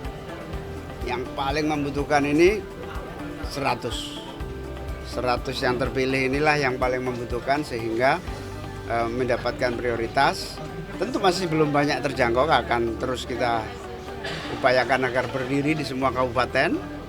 Lalu kita juga ingin pihak swasta juga mendirikan duplikasi. Kita juga ingin sekolah-sekolah juga terus menjadikan sekolah rakyat ini model talenta yang sejak awal dikelola, yang diketahui potensinya, sehingga lulusan-lulusan sekolah rakyat ini sesuai dengan bakat, minat, dan kemampuan masing-masing, sehingga potensi naturalnya bisa tersalurkan dengan baik. Lebih lanjut, kehadiran Menko PM di NTT sekaligus menunjukkan komitmen pemerintah pusat untuk tidak hanya merancang kebijakan, tetapi juga memastikan implementasi di lapangan berjalan efektif. Dari Kupang, Nusa Tenggara Timur, Sri Dewi Andayadi, Mutia Anggiadi, Simpo TV melaporkan. Dari Wakil Menteri Sosial Agus Jabo Priyono bersama Wali Kota Semarang Agustina Wilujeng Pramestuti dan juga Sekda Jawa Tengah ini meresmikan sekolah rakyat terintegrasi 45 di Kecamatan Kota Semarang. Sekolah rakyat di Kota Semarang menjadi bukti nyata adanya gotong royong dari semua pihak untuk mewujudkan sebuah pendidikan bagi warga Kota Semarang yang kurang mampu. Wali Kota Semarang Agustina Wilujeng menyambut gembira atas pembukaan sekolah rakyat terintegrasi 45 di Kota Semarang. Agustina mendampingi Wakil Menteri Sosial RI Agus Jabo Priyono saat membuka masa pengenalan lingkungan sekolah atau MPLS di SRT 45 Semarang pada Selasa 30 September 2025. Agustina mengatakan adanya sekolah rakyat di Kota Semarang menjadi bukti nyata adanya gotong royong dari semua pihak untuk mewujudkan sebuah pendidikan bagi warga Kota Semarang yang kurang mampu. Pendidikan menjadi hak setiap warga negara, baik mereka yang memiliki kemampuan lebih ataupun sebaliknya. Bahkan ia menekankan, jika Kota Semarang mengedepankan pendidikan yang inklusif bagi siapapun, termasuk mereka yang tergolong kurang mampu. Dirinya menyebut dengan anak-anak bersekolah di SRT, maka satu beban orang tua untuk membiayai sekolah bisa teringankan. Hal ini menurutnya adalah wujud nyata komitmen pemerintah pusat untuk menjemput dan merangkul anak-anak dalam mengenyam pendidikan. Kali ini saya banggakan adalah anak-anakku yang mengikuti sekolah rakyat rintisan Kota Semarang. Tepuk tangan untuk anak-anak sekolah. Jadi bersama orang tua, terima kasih Bapak Ibu yang sudah mengantar anaknya ya. Pertama-tama mereka kita panjatkan puji syukur kehadiran Tuhan yang Maha Kuasa. Pagi ini kita dapat mengalami sebuah momen yang sangat istimewa, yaitu peresmian sekolah rakyat yang sebagai sebuah bukti nyata terhadap gotong royong kita semua. Saya haturkan terima kasih kepada Dinas Sosial yang telah sangat daya dari menit ke menit, minggu ke minggu, bulan ke bulan, dimanapun saya berada, proses melakukan berbagai macam perubahan, surat menyurat dan proses untuk bisa menjalankan program ini secepat dan semudah mungkin bagi anak-anak kita yang hari ini dapat bersama-sama dengan kita. Terima kasih juga kepada Kementerian Sosial dan tentu saja kepada pemerintah Provinsi Jawa Tengah yang banyak membantu pemerintah Kota Semarang dalam merealisasikan program ini. Para guru tidak lupa juga kami sampaikan ucapan penghargaan yang setinggi-tingginya dan positif anak-anak ini supaya dapat tumbuh dengan lebih baik dan lebih tinggi kepercayaan dirinya sehingga ke depan menjadi orang-orang yang hebat. Amin. Saya percaya bahwa setiap anak di Kota Semarang ini memiliki hak untuk mendapatkan pendidikan tanpa memandang kondisi apapun, karena kami memiliki RPJMD bahwa setiap orang adalah harus diperlakukan secara inklusif, termasuk anak-anak yang hari ini bersama-sama dengan kita yang memiliki kesempatan atas program strategis nasional Presiden Pak Prabowo, maka hari ini mereka dapat bisa sekolah tanpa orang tuanya harus terbebani.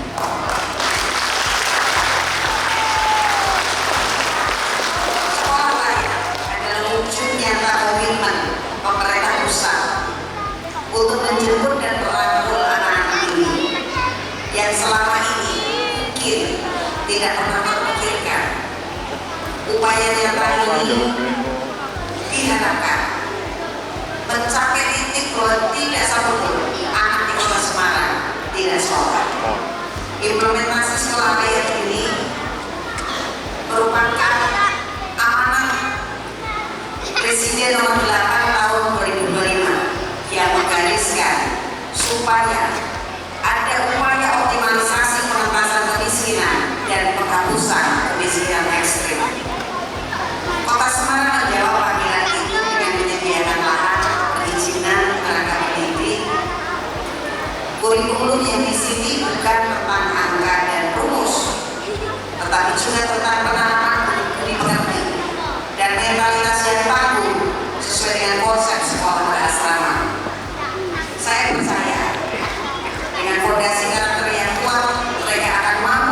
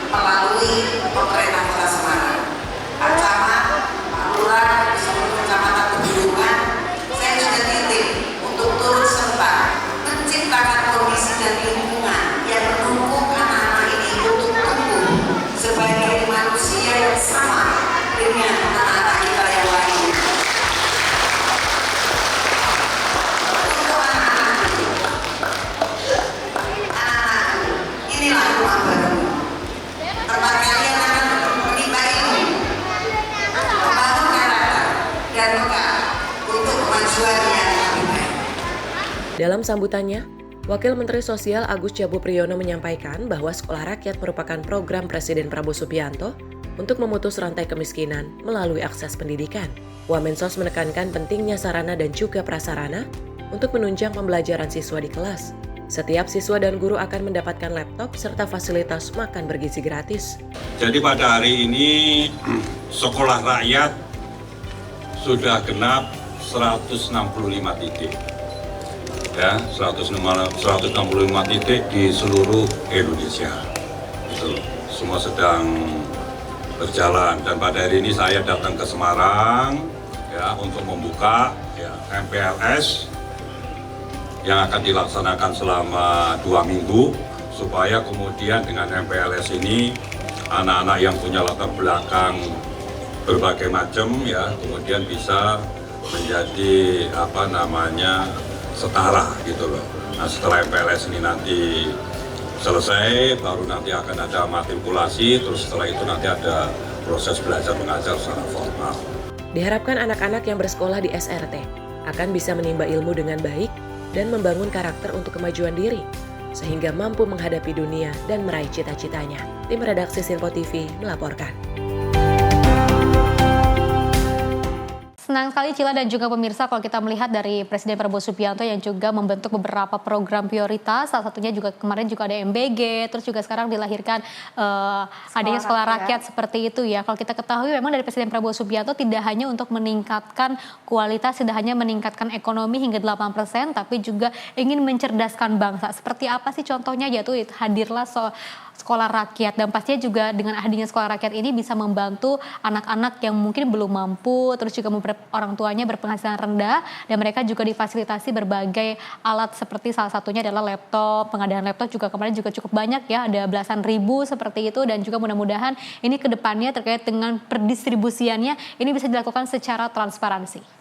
Pastinya, besar sekali harapan kita dan tentunya masyarakat lainnya, Festi, melihat adanya kinerja nyata dari masa Presiden Prabowo Subianto ini dalam rangka tak hanya untuk mengenyangkan perut saja, namun juga tentunya memberikan ilmu, memberikan pengetahuan dan juga pembelajaran, sehingga semuanya akan berjalan seiringan dari hulu hingga hilir. Tak hanya berbicara mengenai ekonomi, namun juga tidak hanya politik, tapi juga pendidikan dan juga anak-anak, lagi-lagi menuju ke Indonesia Emas 2045. Betul, tujuannya adalah untuk mencerdaskan bangsa, terus juga agar nantinya juga anak-anak ini kan kita kan semuanya mulai dari desa ya, jadi mereka juga bisa mendapatkan kesempatan yang sama dengan anak-anak di kota, dan juga tidak ada yang membandingkan ataupun tidak ada yang membedakan antara anak kota dan juga anak desa, semuanya sama dan juga memiliki kesempatan yang sama. Dan pemirsa, informasi lainnya akan terus kami hadirkan usai jeda berikut ini.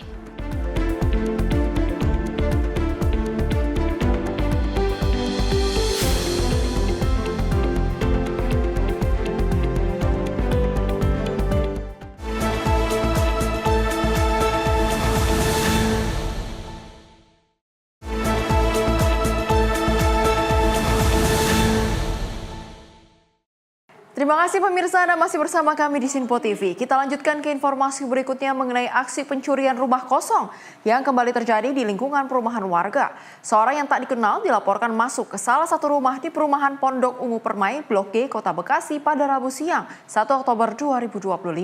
Pelaku masuk ke dalam kamar dan mengacak-ngacak isi lemari. Inilah rekaman aksi pencurian yang terjadi di perumahan Pondok Ungu Permai Blok G RT 02 RW 011 Bekasi. Kejadian terjadi pada 1 Oktober 2025 sekitar pukul 2 siang waktu Indonesia Barat. Dalam rekaman yang beredar terlihat seorang yang tak dikenal memasuki rumah korban saat rumah dalam keadaan kosong. Pelaku yang masuk ke dalam kamar dan mengacak-ngacak isi lemari diduga untuk mencari barang-barang berharga. Namun hingga saat ini belum dipastikan apa saja kerugian yang dialami korban. Pengurus RT dan warga sekitar telah melaporkan kejadian ini kepada pihak keamanan setempat. Warga diminta untuk meningkatkan kewaspadaan, terutama saat meninggalkan rumah. Mutiara Aina Putri, tim redaksi Sinpo TV, melaporkan. Pemirsa, diduga akibat korsleting listrik 12 unit bangunan rumah semi permanen yang berada di kawasan bantaran rel kereta api ini ludes terbakar. Beruntung dalam kejadian ini tidak ada korban jiwa, hanya saja kerugian ditaksir mencapai ratusan juta rupiah. 12 unit rumah semi permanen di kawasan padat penduduk yang berada di bantaran rel Kompleks Asia Megamas, Kecamatan Medan Area, Kota Medan, Sumatera Utara, pada Selasa malam ludes terbakar. Api sendiri pertama kali muncul diduga berasal dari salah satu rumah milik warga yang mengalami konsleting listrik. Banyaknya bahan yang mudah terbakar membuat api dengan cepat membesar hingga merambat ke 11 bangunan rumah lainnya. Sempitnya akses menuju lokasi titik kebakaran, serta kondisi pemukiman yang tepat berada di kawasan bantaran rel kereta api ini, membuat petugas pemadam kebakaran kesulitan untuk menjangkau titik api. Api baru dapat dipadamkan selama 1,5 jam kemudian setelah 9 unit mobil pemadam kebakaran milik Dinas Pemadam Kebakaran Kota Medan diterjunkan ke lokasi. Kepala Dinas Pemadam Kebakaran Kota Medan Muhammad Yunus menjelaskan, selain banyaknya bahan yang mudah terbakar, akses yang sempit menjadi kendala dalam proses pemadaman yang dilakukan oleh pihaknya. Melaksanakan pendingin total, objek yang terbakar adalah rumah tempat tinggal semi permanen yang berada di sepanjang rel. Kalau dari hasil penglihatan kita atau yang di lapangan ini bahwa rumah semi permanen ini berada di sekitar lahan PT KAI atau DJKA. Untuk sementara korban jiwa atau luka masih nihil, lebih kurang 9 armada yang kita turunkan pada saat operasi saat ini. Untuk jumlah rumahnya berapa nih Bang? Ini berdasarkan pendata dan hasil kami di lapangan ini lebih kurang ada 11 rumah semi permanen yang terbakar. Beruntung dalam kejadian ini tidak ditemukan korban jiwa maupun luka-luka. Hanya saja kerugian akibat kebakaran yang terjadi mencapai ratusan juta rupiah. Dari Medan, Sumatera Utara, kontributor Sinpo TV melaporkan. Satu unit truk muatan pakan ternak terguling usai menabrak trotoar pembatas jalan di Jalan Raya Serang Rangkas Bitun, Kabupaten Serang, Banten. Beruntung sang sopir hanya mengalami luka ringan. Beginilah kondisi sebuah truk muatan pakan ternak yang terguling di Jalan Raya Serang Rangkas Bitung, tepatnya di Desa Pengkolan Asem, Kecamatan Cikande, Kabupaten Serang, Banten. Truk tersebut terguling setelah menabrak trotoar pembatas jalan saat hendak menuju Jawilan untuk mengantarkan kiriman pakan ternak. Saksi mata menyebutkan minimnya penerangan di lokasi kejadian diduga menyebabkan sopir kehilangan kendali sehingga truk terbalik dan menutup satu jalur jalan. Meski sopir hanya mengalami luka ringan, posisi truk yang melintang mengakibatkan arus lalu lintas terhambat dan kendaraan dialihkan menggunakan satu jalur. Dari mobil, di sini kan trotoar nggak ada lampu penerangan jalannya, Pak. Nggak ada lampu penerangan ya? Iya, jadi sering lah kejadian kayak gini. Itu sekitar jam berapa kejadian? Jam 4, Pak. Jam 4? Iya. Emang kondisi jalan ini gelap ya? Iya, gelap, Pak. Dikasih lampu penerangan lah, biar kendaraan jadi nggak banyak yang kecelakaan. Oh, ini muatan apa, Pak? Tidak. Sementara itu pihak kepolisian yang datang ke lokasi langsung melakukan pengaturan lalu lintas dan evakuasi kendaraan. Kendaraan truk yang bermuatan dedek ini menghindari kendaraan yang terparkir di badan jalan dan akibat tersebut kurangnya penerangan jalan dan menabrak trotoar akhirnya terjadi laka lantas. Untuk sementara alhamdulillah hanya kendaraan mobil laka tunggal. Kondisi sopir alhamdulillah hanya luka ringan. Dibawa ke pabrik pakan ternak PT Pokpan ya, yang di Jawilan ya. Untuk sementara sampai beres evakuasi kita buat satu arah. Warga setempat mengharapkan pemerintah daerah segera memasang lampu penerangan jalan mengingat kecelakaan lalu lintas sering terjadi di lokasi tersebut. Dari Serang, Banten, Firman Arif, kontributor Sinpo TV melaporkan. Pemirsa, 3 tersangka pencurian sepeda motor yang kerap beraksi di kawasan Sunggal, Sumatera Utara ditangkap. Satu pelaku terpaksa dilumpuhkan petugas karena berusaha kabur saat dilakukan pengembangan. Kamera CCTV merekam aksi pencurian sepeda motor yang dilakukan 2 tersangka spesialis curanmor di Jalan Medan Binjai, Deli Serdang, Sumatera Utara. 2 pelaku yang mengendarai sepeda motor membawa kabur sepeda motor warga yang terparkir di tepi jalan. Keduanya tidak takut dimasa meski di sekitar lokasi ada warga yang sedang duduk santai di sepeda motornya. Kedua pelaku kini sudah ditangkap unit reskrim Polsek Medan Sunggal dan menyita barang bukti sepeda motor, senjata tajam, dan kunci letter T. Petugas menangkap keduanya di kawasan Sunggal, Deli Serdang, Sumatera Utara pada 25 September 2025 lalu. Kapolsek Sunggal Kompol Bambang Gunanti Huta Barat Rabu sore mengatakan ada 2 kelompok spesialis curanmor diamankan petugas. Satu tersangka terpaksa ditembak kakinya oleh petugas lantaran berusaha kabur saat dilakukan pengembangan memburu tersangka lain. Dari catatan kepolisian, 2 komplotan curanmor ini sudah beraksi sebanyak 4 TKP di wilayah hukum Polsek Sunggal. Dan 3 orang ini terbagi 2 kelompok. Satu kelompok mereka bermain berpasangan dan satu kelompok lagi bermain sendiri. Ya, 4 laporan polisi dengan 4 TKP yang berhasil kita ungkap, kita kembangkan dari para pelaku yang kita amankan ini. Dan para pelaku ini kita amankan seluruhnya di wilayah hukum Polsek Sunggal. Polisi hingga kini masih memburu tersangka lain yang diduga komplotan mereka. Dari Medan, Sumatera Utara, kontributor Sinpo TV melaporkan. Pengungsian massal terjadi di Gaza pada Rabu 1 Oktober 2025. Warga melarikan diri berjalan kaki dan dengan kendaraan di tengah gempuran serangan udara Israel. Gelombang ini tentunya terjadi tentara Israel menutup jalan Rashid, satu-satunya akses terakhir dari Gaza Utara ke selatan. Langkah ini terjadi setelah pengumuman penutupan jalan Al-Rashid oleh militer Israel yang merupakan jalan terakhir untuk warga berpindah ke selatan dari Gaza Utara. Rekaman gambar menunjukkan asap tebal membumbung saat helikopter militer menyerang wilayah tersebut. Warga terlihat melarikan diri dengan membawa barang-barang seadanya yang masih bisa mereka bawa. Seorang warga bernama Muhammad Abu Tabak mengatakan, mereka yang meninggal sudah berada dalam kedamaian. Namun yang masih hidup menderita karena kekurangan makanan, air bersih, obat-obatan, dan tenda. Warga lain juga mengungkapkan Israel telah menutup jalan sehingga tidak ada lagi air, layanan, atau jalan keluar. Sebelumnya, juru bicara IDF Avichai Adrai melalui Telegram mengumumkan jalan Al-Rashid ditutup untuk lalu lintas mulai Rabu siang. Namun ia menyebutkan bahwa warga yang belum dievakuasi masih diperbolehkan bergerak ke selatan dengan izin melintas tanpa pemeriksaan pada tahap ini. Pada 8 Agustus 2025, pemerintah Israel menyetujui rencana Perdana Menteri Benjamin Netanyahu untuk menduduki Gaza City setelah gagalnya perundingan dengan Hamas. Langkah ini diiringi peluncuran fase kedua operasi Gideon Chariots yang bertujuan membebaskan sandera dan menghapus Hamas dari Gaza. Perang di Gaza sendiri meletus sejak 7 Oktober 2023 saat Hamas melancarkan serangan ke Israel yang menyebabkan 1.139 orang tewas dan lebih dari 200 orang diculik. Sebagai balasan, Israel melakukan operasi militer di seluruh Gaza yang menyebabkan 66.148 warga Palestina tewas dan 168.716 orang lainnya terluka hingga saat berita ini diturunkan. Tim redaksi Sinpo TV melaporkan. Pemirsa, sekolah rakyat untuk jenjang SD dan SMP di Kabupaten Lebak, Banten ini sudah mulai beroperasi. Sejumlah orang tua siswa tampak antusias dan penuh sukacita saat mengantar anak mereka ke asrama sekolah rakyat yang berada di Kompleks Balai Latihan Kerja Disnaker Kabupaten Lebak. Seperti inilah suasana saat sejumlah orang tua siswa mengantar anak mereka menuju asrama sekolah rakyat SD dan SMP yang berada di Kompleks Balai Latihan Kerja Disnaker Kabupaten Lebak di Desa Sindang Mulia, Kecamatan Maja. Rasa haru dan sukacita terlihat dari wajah para orang tua saat melihat langsung fasilitas yang akan digunakan anak mereka. Dengan membawa tas, kardus, hingga plastik besar, orang tua siswa berbondong-bondong menuju kamar asrama. Setiap ruangan dilengkapi ranjang susun, meja belajar, lemari, kamar mandi, hingga AC.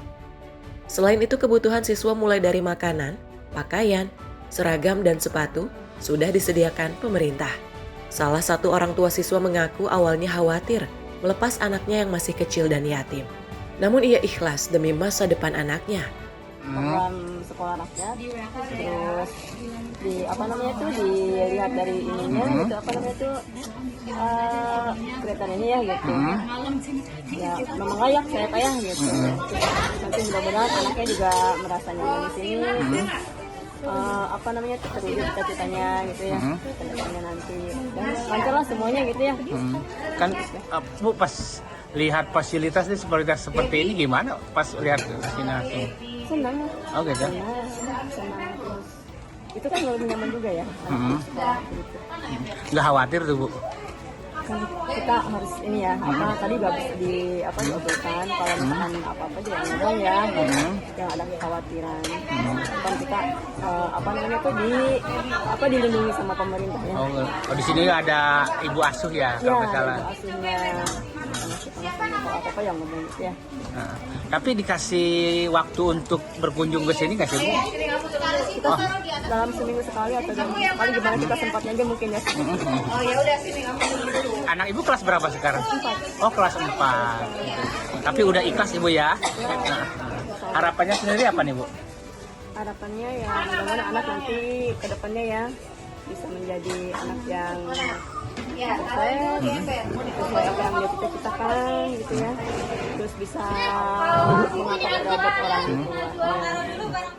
Salah seorang siswa lainnya juga mengaku sangat bahagia bisa kembali bersekolah setelah sempat putus sekolah. Ia bertekad memanfaatkan kesempatan ini untuk merubah hidupnya dan membanggakan orang tuanya. Mau sekolah di sini nih, ada paksaan atau nggak? Keinginan sendiri. Sebelumnya sempat daftar ke sekolah lain nggak? Oh belum. Oh jadi pas SD putus langsung ke sini. Fasilitas seperti ini gimana nih? Seneng nggak? Apa nih yang membuat nih senang di sini apa nih? Baru pertama ke sini senangnya gimana? Fasilitasnya. Oh gitu. Kan jauh dari orang tua, perasaannya gimana? Oh udah biasa tinggalin. Emang setiap hari Neng di rumah sama siapa aja? Sama nenek. Oh sama nenek, berarti tinggal sama nenek. Jadi senang bisa sekolah lagi ya. Harapannya sendiri apa nih? Ya lebih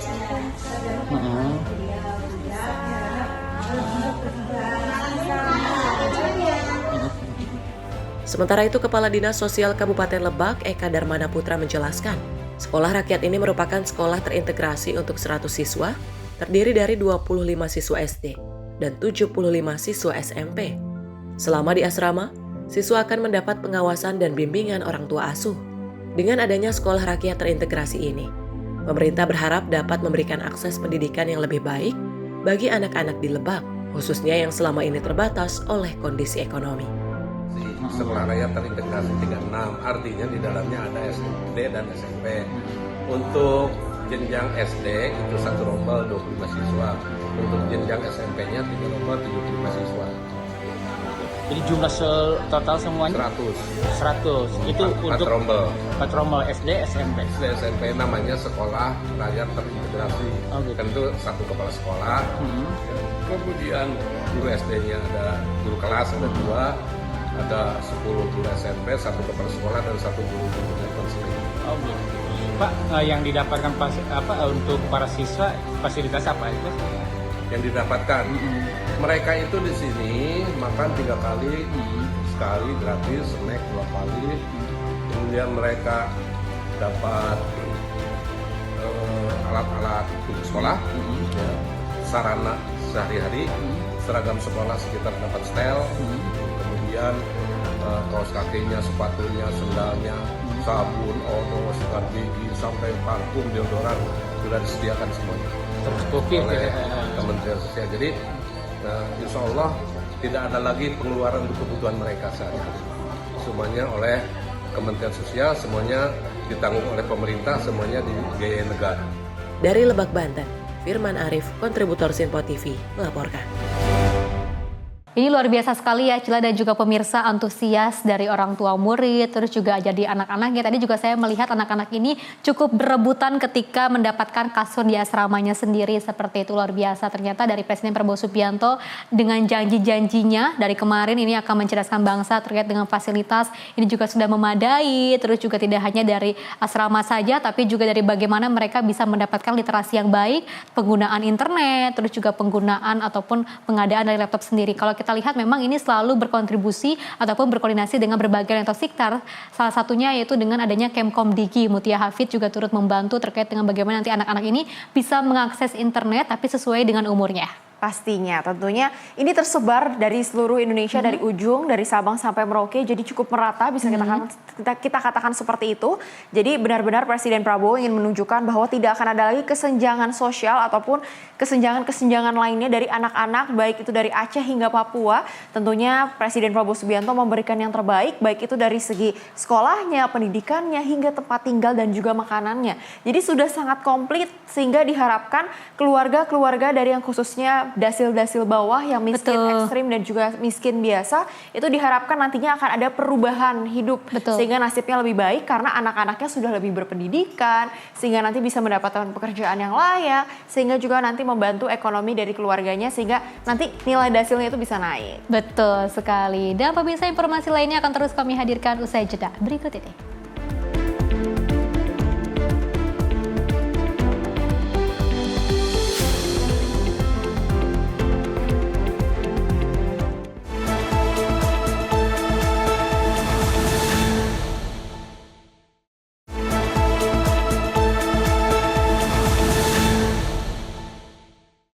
Terima kasih pemirsa, Anda masih bersama kami di Menyapa Indonesia Pagi.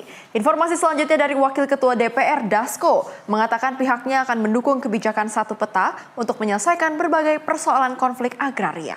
Menurutnya hal ini dilakukan agar tidak ada tumpang tindih antar kementerian hingga banyak kepentingan. Persoalan agraria hingga kini menjadi sebuah perihal yang melibatkan konflik di masyarakat luas. Pasalnya, beberapa kasus salah satunya tumpang tindih kebijakan antar kementerian serta banyaknya kepentingan. Oleh karena itu, dalam menyelesaikan hal tersebut, Wakil Ketua DPR, Dasko, mendukung penuh kebijakan satu peta yang menjadi usulan dari Koalisi Nasional Reforma Agraria. Selain pembentukan pansus untuk penyelesaian konflik, DPR juga akan mendorong kepada pemerintah agar dapat membentuk Badan Nasional Penyelesaian Konflik Agraria. Ya, ini teman-teman dari Koalisi Reforma Agraria ini sama dengan beberapa organisasi yang lalu-lalu dalam hal memperjuangkan reforma agraria itu memberikan beberapa aspirasi, terutama kasus-kasus agraria yang sudah lama yang belum terselesaikan. Nah, sehingga kemudian selain memang DPR itu sudah membentuk pansus penyelesaian reforma agraria, DPR juga sudah sepakat kemarin bahwa kita akan sama-sama mendorong pemerintah untuk membentuk badan penyelesaian reformasi agraria. Nah, sehingga permasalahan-permasalahan yang timbul yang sekian lama itu bisa diselesaikan sesuai dengan semangat Presiden Prabowo Subianto untuk kemudian menuntaskan masalah-masalah yang terutama berkaitan dengan kepentingan masyarakat. Demikian. Dalam kesempatan yang sama, Komando Koalisi Nasional Reforma Agraria, Wahidah Baharudin mengapresiasi langkah DPR yang telah membentuk Pansus Penyelesaian Konflik Agraria.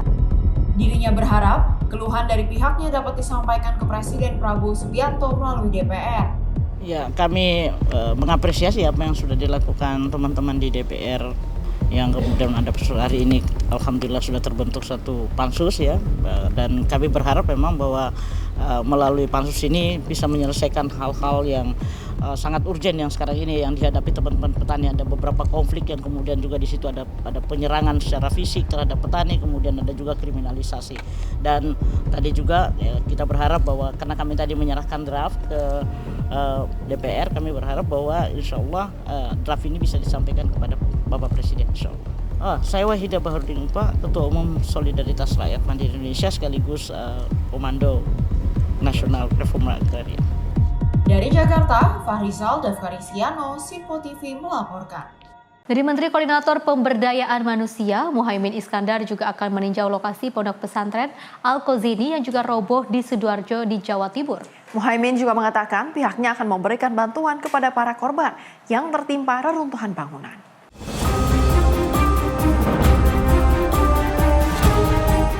Menko Pemberdayaan Manusia Muhaimin Iskandar akan berkunjung ke Pondok Pesantren Al-Qazini untuk memantau langsung bangunan yang roboh hingga menyebabkan 3 korban meninggal dunia. Muhaimin mengaku dirinya telah menerima laporan terkini soal kondisi pondok pesantren yang roboh tersebut. Ia mengatakan evakuasi santri yang terjebak dalam reruntuhan bangunan tengah dievakuasi dengan melibatkan sejumlah instansi terkait. Menurutnya kapasitas kemampuan evakuasi petugas sudah di level internasional, terutama untuk menangani penyelamatan darurat. Sampai beberapa menit yang lalu saya sudah mendapatkan laporan sudah ditangani oleh Basarnas. Basarnas sudah Jakarta Nasional sudah turun tangan. Kita berdoa segera bisa diatasi evakuasi. Yang terjebak masih puluhan orang. Yang meninggal sudah dihitung. Kemudian kapasitas kemampuannya sudah level internasional ya untuk bisa menangani rescue yang sangat darurat ini. Besok saya akan langsung berkunjung ke sana untuk memantau langsung sekaligus membantu. Dari Jakarta, Sri Dewi Andayani Putih Anggiani, Simpo TV melaporkan. Dari Kementerian Komunikasi dan Digital meluncurkan program Kampung Internet 2025 untuk memperluas akses internet ke pelosok desa. Program ini akan membangun 1.194 titik penerima manfaat di 5 provinsi sebagai langkah pemerataan layanan broadband nasional.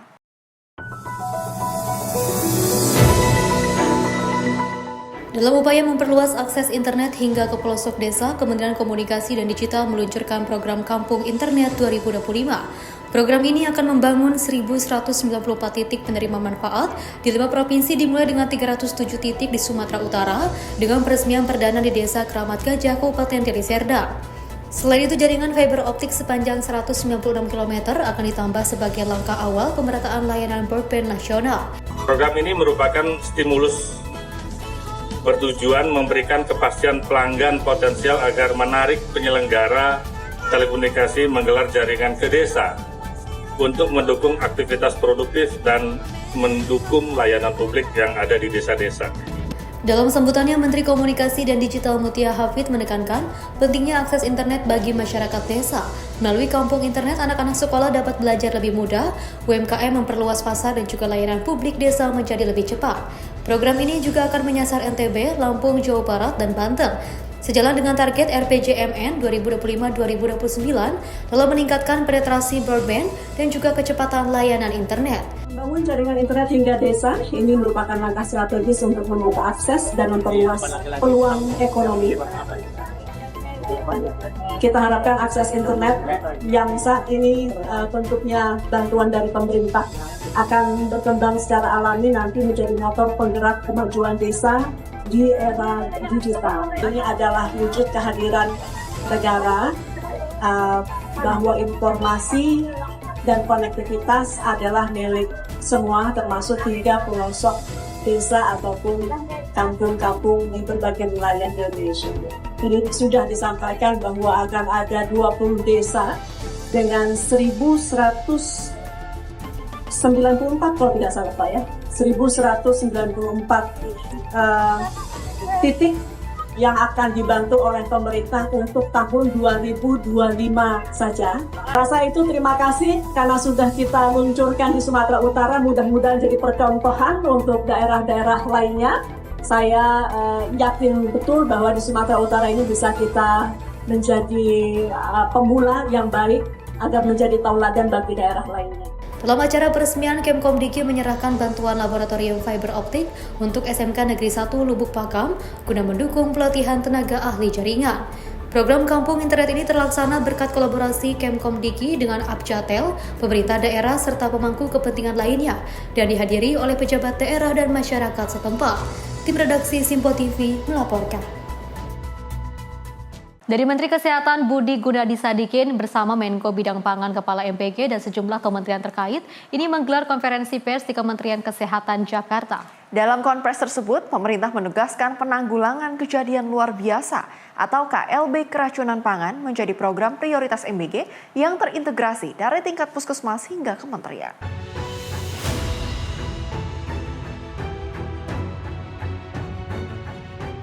Dalam upaya menanggulangi KLB keracunan pangan makan bergizi gratis, pemerintah melakukan standarisasi laporan dan data kasus. Menteri Kesehatan Budi Gunadi Sadikin menegaskan penanggulangan KLB keracunan pangan MBG akan menggunakan sistem pelaporan yang sudah terbangun di puskesmas hingga Kementerian Kesehatan.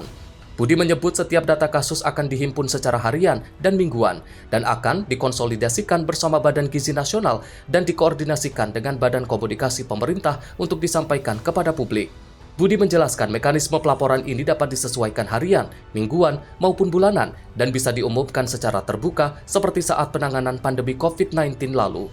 Tadi yang kita bicarakan khususnya dari pengawasan adalah kita ingin melakukan standarisasi dari laporan dan angka-angka.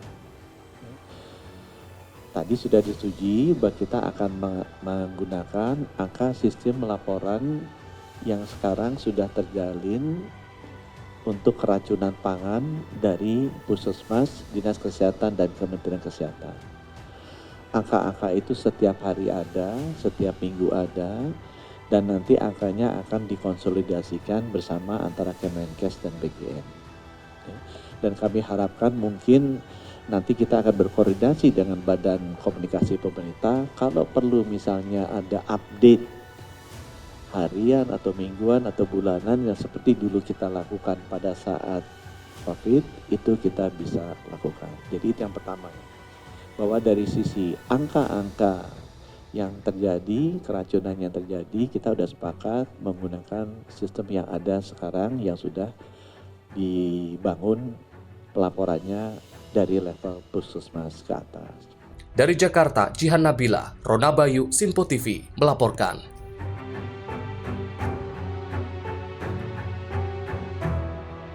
Pemirsa, Ketua DPR Puan Maharani mendukung Presiden Prabowo Subianto untuk menerbitkan peraturan Presiden tentang tata kelola makan bergizi gratis dalam waktu dekat. Puan berharap seluruh kementerian dan lembaga terkait dapat terlibat setelah diatur dalam Perpres. Presiden Prabowo Subianto berencana akan menaikkan peraturan Presiden mengenai tata kelola pelaksanaan program makan bergizi gratis dalam waktu dekat. Pembuatan aturan soal makan bergizi gratis di tingkat peraturan Presiden ini dilakukan berdasarkan berbagai evaluasi. Menanggal hal itu, Ketua DPR Puan Maharani mendukung penuh langkah Presiden Prabowo yang akan menerbitkan Perpres. Puan mendorong seluruh kementerian dan lembaga terkait dapat terlibat setelah diatur dalam Perpres. Dirinya berharap setelah adanya Perpres, pelaksanaan program makan bergizi gratis tidak terjadi masalah lagi, khususnya di lapangan. Ya, terkait dengan MBG tentu saja karena ini kepentingannya untuk anak-anak generasi penerus bangsa. Bahkan Bapak Presiden pun sudah menyampaikan bahwa ini satu program yang sangat penting bagaimana kemudian meningkatkan gizi seluruh anak Indonesia. Namun tentu saja karena perlu dilakukan evaluasi secara total dan perlu diperbaiki, DPR RI kemarin melalui komisi sudah meminta supaya ada payung hukumnya berupa Perpres, dan saya sudah mendapatkan laporannya bahwa akan segera dikeluarkan Perpres terkait payung hukum sehingga bisa melibatkan seluruh kementerian lembaga yang terkait sehingga nantinya bisa ikut membantu dan tentu saja menjaga jangan sampai kemudian proses dari penyediaan program makan bergizi ini mempunyai masalah lagi di lapangan. Jadi hal tersebut tentu saja kita harus sama-sama untuk mendukung bagaimana perbaikan di lapangan ini bisa segera ditindaklanjuti oleh pihak-pihak yang terkait karena memang ini programnya sangat baik untuk anak Indonesia meningkatkan gizi, hanya memang prosesnya dan mekanismenya harus total dievaluasi. Dari Jakarta, Farizal Ahmad Amin, Simpo TV melaporkan. Dari Menteri Kesehatan Budi Gunadi Sadikin ini mengungkapkan perkembangan dapur MBG yang telah memperoleh sertifikat layak higienis dan sanitasi atau SLHS. Budi menyebutkan jumlah dapur MBG yang memiliki sertifikat terus bertambah dan ditargetkan seluruh SPPG sudah bersertifikat dalam waktu 1 bulan ke depan.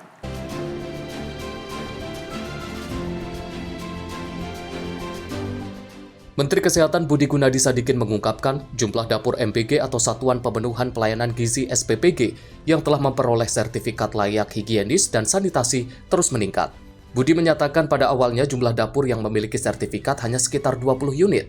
Namun dalam waktu 2 hingga 3 hari, angka tersebut melonjak menjadi 96 dan saat ini sudah melampaui 100 dapur MBG. Budi menegaskan data perkembangan dipantau setiap hari oleh Kementerian Kesehatan untuk memastikan seluruh Satuan Pemenuhan Pelayanan Gizi SPPG dapat memperoleh sertifikat dalam waktu paling lambat 1 bulan ke depan. Langkah ini diharapkan mampu menjamin standar higien dan keamanan pangan dalam program prioritas MPG yang menyangkut kebutuhan dasar masyarakat. Kalau yang sertifikat layak higien dan sanitasi ini, kan kemarin angkanya sekitar 20-an ya. Jadi dalam waktu 2 hari 3 hari, per kemarin itu udah 96. Jadi naik dari 36 ke 96 dan per hari ini sudah di atas 100 angkanya. Jadi angka itu sekarang per hari kita review. Ya angkanya per hari kita review. Kalau ditanya targetnya kapan, saya dan Pak Dadan itu udah menargetkan paling lama 1 bulan. Ini sudah ada surat resminya, diharapkan semua SPPG-nya ini sudah bisa mendapatkan SLHS.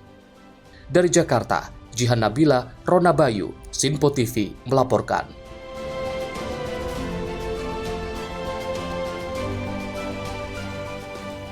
Pemirsa, Menteri Koordinator Pemberdayaan Masyarakat Muhaimin Iskandar menegaskan pada Satuan Pelayanan Pemenuhan Gizi ataupun SPPG agar disiplin menjalankan seluruh rantai produksi dalam program makan bergizi gratis. Hal tersebut diungkapkan Menko Muhaimin usai meninjau dapur SPPG di Kupang Timur, Babau, Nusa Tenggara Timur.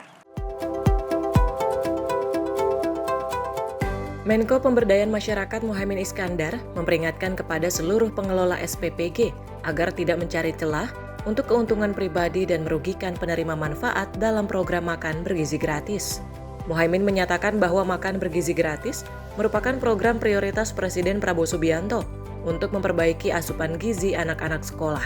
Sehingga dalam kesempatan ini dirinya memastikan operasional SPPG dapat berjalan sesuai standar higienis dan menjadi ekosistem pemberdayaan dengan melibatkan UMKM lokal dan rantai produksi. Ini kita harapkan produk-produk MPG ini benar-benar selain bergizi, berkualitas juga memiliki selera yang terus berkembang di masyarakat. Kepada SPPG, dapur-dapur harus disiplin ya, jangan memanfaatkan celah-celah yang merugikan para konsumen. Ini program raksasa ini, mari kita dukung bareng-bareng. Ini program yang paling besar yang sejarahnya akan dicatat sebagai gerakan penanggulangan kecerdasan, gerakan penanggulangan kualitas gizi anak, juga melawan stunting. Dari Jakarta, Sri Dewi Andayani, Mutia Anggiani, Sinpo TV melaporkan.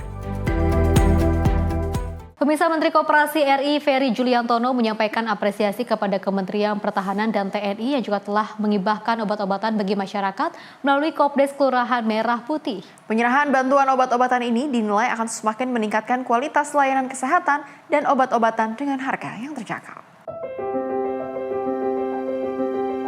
Penyerahan bantuan obat-obatan produksi pabrik obat pertahanan negara kepada Koperasi Desa Kelurahan Merah Putih dilakukan pada 1 Oktober 2025. Menteri Koperasi RI Ferry Juliantono menyampaikan apresiasi kepada Kementerian Pertahanan dan juga TNI, khususnya melalui Lembaga Farmasi TNI atau LAVI TNI, yang telah berkenan menghibahkan obat-obatan bagi masyarakat melalui Kopdes Kelurahan Merah Putih.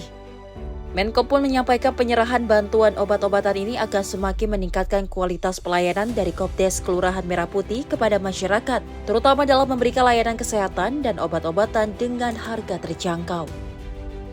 Kontribusi ini adalah bukti nyata bahwa TNI tidak hanya berperan dalam menjaga pertahanan dan kedaulatan negara, tetapi juga hadir bersama masyarakat dalam memperkuat dan memberikan pelayanan kesehatan kepada masyarakat. Sementara itu, Wakil Menteri Pertahanan RI Doni Ermawan menyampaikan bahwa selain berkontribusi signifikan terhadap peningkatan kesehatan masyarakat, sektor farmasi juga menegaskan peran strategisnya sebagai bagian dari integral dalam memperkokoh ketahanan dan pertahanan negara.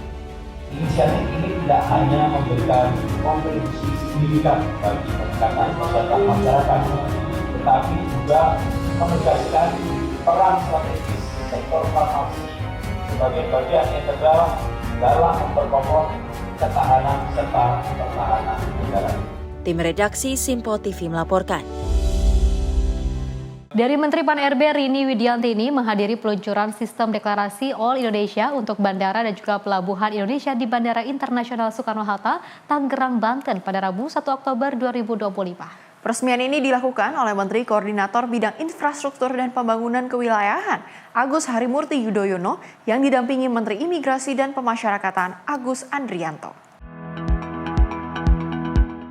Menteri Pan-RB Rini Widiantini menghadiri peluncuran sistem deklarasi All Indonesia untuk bandara dan pelabuhan Indonesia di Bandara Internasional Soekarno-Hatta, Tangerang, Banten pada Rabu 1 Oktober 2025. Menko Agus menjelaskan All Indonesia merupakan upaya pemerintah Indonesia menyuguhkan pelayanan publik yang baik, menyenangkan, dan efisien bagi penumpang penerbangan internasional saat tiba di Indonesia. Sementara itu, Menteri Pendayagunaan Aparatur Negara dan Reformasi Birokrasi atau Pan-RB, Rini Widiantini, menjelaskan inovasi All Indonesia sejalan dengan program prioritas Presiden dalam menghadirkan pelayanan publik yang inklusif, berkeadilan, dan berbasis digital. Hari ini saya baru saja menghadiri peluncuran oleh Indonesia salah satu aplikasi yang diluncurkan oleh beberapa kementerian di Bandara Suta, dan ini adalah aplikasi yang akan dipakai tidak hanya di bandara tetapi di pelabuhan.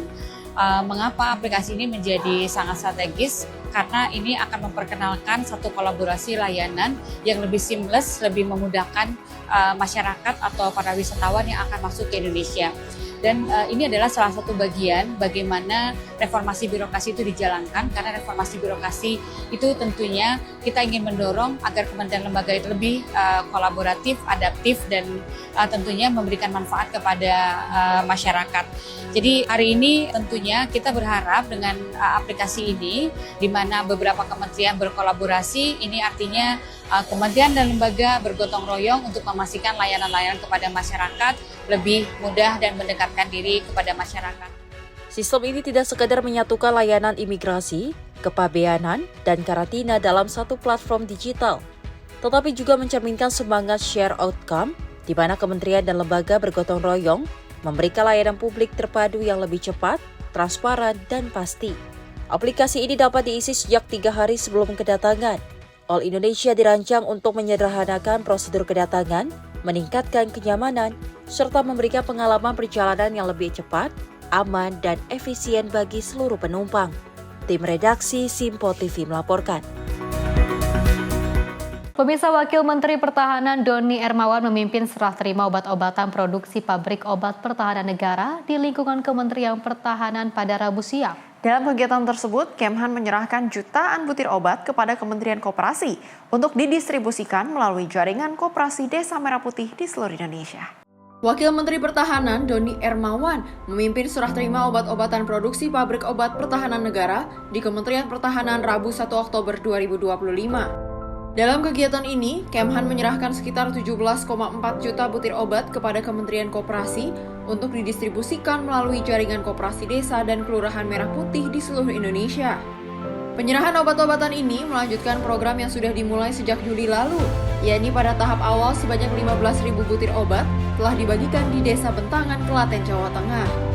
Doni menyatakan, ketahanan kesehatan merupakan bagian penting dari ketahanan nasional, karena pertahanan yang kuat hanya bisa didukung oleh sumber daya manusia yang sehat dan berdaya tahan. Obat kepada koperasi yang diserahkan kepada Menteri Koperasi. Kegiatan ini sebetulnya adalah kelanjutan dari yang kita laksanakan di bulan Juli yang lalu di Desa Bentangan di Klaten. Kita saat itu sudah menyerahkan 15.000 butir obat. Ya. Nah, pada kesempatan kali ini kita serahkan sekitar 17,4 juta tepatnya kira-kira obat yang kita serahkan kepada Menteri Koperasi yang nantinya akan didistribusikan kepada koperasi desa dan kelurahan Merah Putih di seluruh pelosok tanah air. Jadi ini merupakan suatu dukungan dari Kementerian Pertahanan kepada bangsa dan negara ini untuk ketahanan kesehatan. Jadi seperti kita ketahui bahwa pertahanan yang kuat salah satunya juga didukung oleh unsur sumber daya manusia yang kuat dan yang sehat. Sehingga ini menjadi perhatian kita di Kementerian Pertahanan untuk mendukung bagaimana rakyat Indonesia. Melalui program ini, Kemhan menegaskan komitmen untuk mendukung ketahanan kesehatan nasional, sekaligus menjamin ketersediaan obat bagi masyarakat hingga ke pelosok negeri. Dari Jakarta, Jihan Nabila Asisul Hakim, Simpo TV melaporkan. Kalau kita berbicara soal tingkat layanan kesehatan yang juga telah memadai, ini juga kita turut bahagia dan juga merasa bangga ya. Apalagi kalau kita lihat kemarin sempat ada data terkait dengan kesehatan anak-anak di Indonesia ataupun orang-orang di Indonesia ini cukup menurun seperti itu. Tapi dengan berbagai langkah dan juga koordinasi dan berkolaborasi maksud kami dengan berbagai lintas sektor kementerian seperti juga ini dari Menteri Pertahanan yang juga membantu untuk memberikan sebuah obat-obatan dengan harga yang terjangkau. Pastinya juga ini akan menggembirakan bagi mereka yang juga bergabung di Desa Merah Putih seperti itu ya. Tentu saja kalau misalnya kita lihat ini tidak hanya membanggakan tapi juga bisa meringankan beban dari masyarakat. pastinya. Kita lihat bersama ya Festi dan juga pemirsa, di mana menjelang 1 tahun masa kepemimpinan Presiden Prabowo Gibran ini, kita lihat bersama bahwa mereka berusaha sekali untuk membenahi satu persatu sistem yang ada di Indonesia ini. Dan kita bisa saksikan bersama dengan adanya penyerahan obat dari pihak Menhan menuju melalui ke Koperasi Desa Merah Putih. Ini juga pastinya akan membantu masyarakat di desa sehingga nantinya lebih mudah dan juga lebih murah, lebih terjangkau untuk mendapatkan obat-obatan sehingga tidak perlu lagi untuk melalui ataupun menempuh perjalanan yang cukup jauh untuk mendapatkan obat-obatan tersebut. Mudah-mudahan kedepannya ini terus ada ya, harga-harga murah ini tidak hanya saat ini aja tapi juga kedepannya ini bisa berkelanjutan. Dan pemirsa, informasi lainnya akan terus kami hadirkan usai jeda berikut ini.